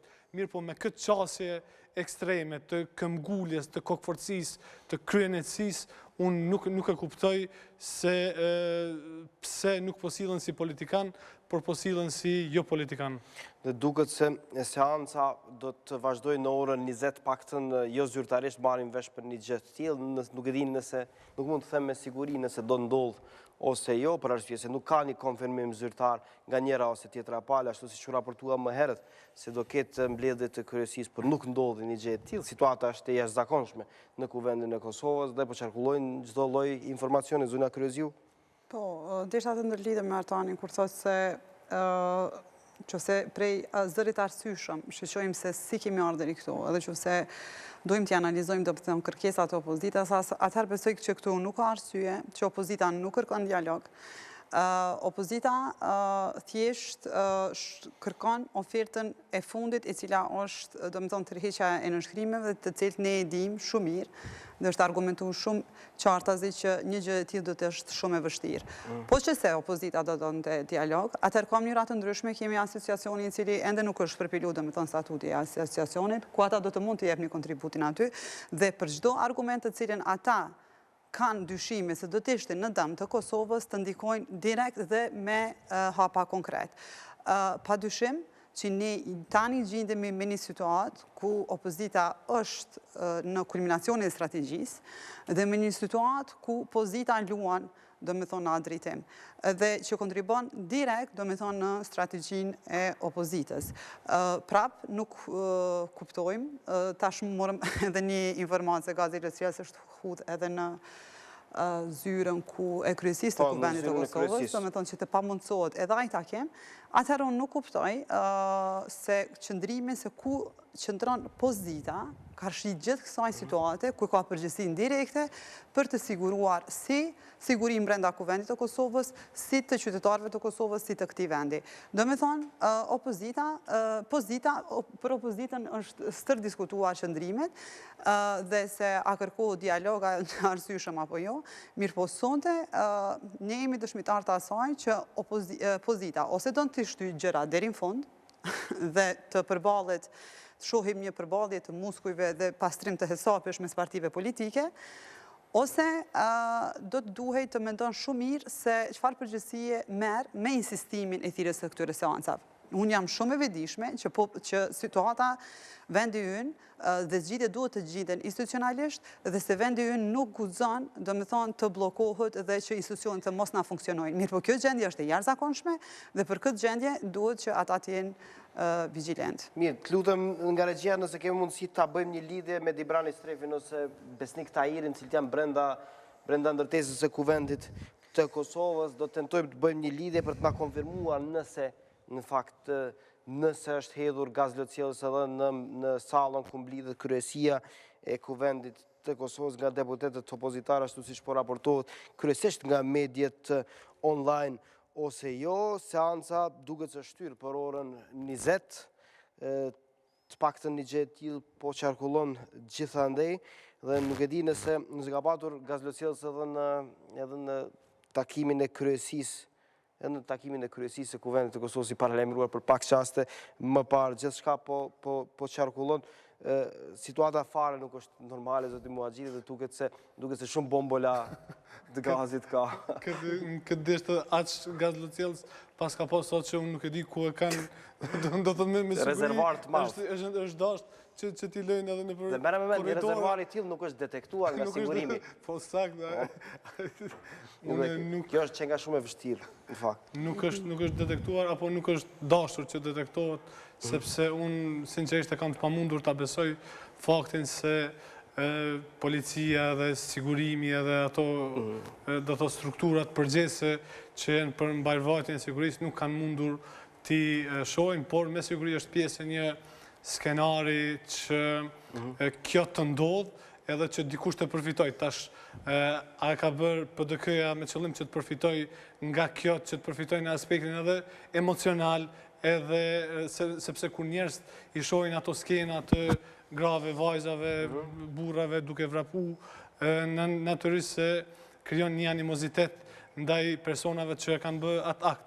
Pra ndoshta ky ka qenë edhe një qëllim perfid por edhe në politikë, ndoshta edhe i lejueshëm, por unë po them se është një imazh i keq për institucion, domethënë e tregon pafuqinë e institucioneve, apo që është edhe më keq instrumentalizimin e gjithë sistemit nga ana e liderëve politik. Pra, realisht, institucionet nuk funksionojnë në bazë të logjikës profesionale, por në bazë të interesave specifike të liderëve, cilët aktualisht janë në vendimarrje në Kuvend. Nga me fundit, deputetët e vendendosjes janë larguar nga salla, faktat kanë kërkuar nga protestuesit vazhdojnë që qëndrojnë aty duke shtuar se seancë nuk do të ketë as në orën 20, gjë që është konfirmuar, pra se seanca megjithatë do jetë në orën 20 do zhvillohet, pak të thirrja e tillë është nga kryetari i Kuvendit të Kosovës, Kadri Veseli, nuk e di nëse do ndodhë një gjë e tillë ose jo, por lidhem tani me Dibrani Strefin, gazetarin e Klan Kosovës, në lidhje të drejtë për drejtë telefonike. Dibrani është brenda ndërtesës së Kuvendit, ai na shpalos informacionet më të reja, fillimisht na shpalos nëse është hedhur gaz lotësielës edhe në sallën e kryesisë ku zhvillon takime kryesia e Kuvendit, Dibran? Jo, kushtrim në sallën e kryesisë nuk është hedhur gaz lotësielës, por duket se kryesia nuk është mbledhur për arsye se nuk ka arritur të sigurojë quorumin, pasi që një nga anëtarët e kryesisë është jashtë vendit. Po është zoti Xhavit Haliti, i cili ishte me neve me telefon më herët, po. Kushtrim nuk të dëgjova, fal? Jo, thash ishte zoti Xhavit Haliti i cili mungon dhe ishte në telefon me neve më herët, me cilin zhvilluam një bisedë. Lutem, po vazhdo. ajo ishte edhe arsyeja që nuk ka pas quorum, mirë po një lajm që është konfirmuar nga kabineti i kryetarit Kadri Veseli është se seanca cila u ndërprej kohë më parë do të vazhdojë diku rreth orës 20, ka një ora 20 deri në ora 20:15, aty do të filloj seanca do të thotë vazhdimi i seancës plenare e cila u ndërprej në anë të gazit lotësielës nga opozita kohë më parë. Ushtrim? Patjetër se ju do përcjellni këto zhvillime nga afër, ju dhe gjithë ekipi i Klan Kosovës, i cili është në numër të madh në ndërtesën e Kuvendit të Kosovës për të na sjellë informacionet më të reja në edicionin qendror të lajmeve të orës 20, me që është konfirmuar se seancë do ketë në orën 20. Unë do shkpus lidhje me juve Tibran, duke të falenderuar ty, por duke falenderuar dhe mysafirët në studio Artan Muhaxhirin dhe Laura Kryezi. Unë falenderit shumë që kontribuat sot në këtë program special të Klan Kosovës. Faleminderit. Dhe faleminderit dhe ju që keni qëndruar për këto orë me neve, për informacionet më të reja në edicionin qendror të lajmeve të orës 20, ndërkohë mos harroni klikoni klankosova.tv. Aty i gjeni informacionet më të reja në kohë reale nga zhvillimet në Kuvendin e Kosovës. Do ritakojmë në orën 20. Mirëmbëngjes.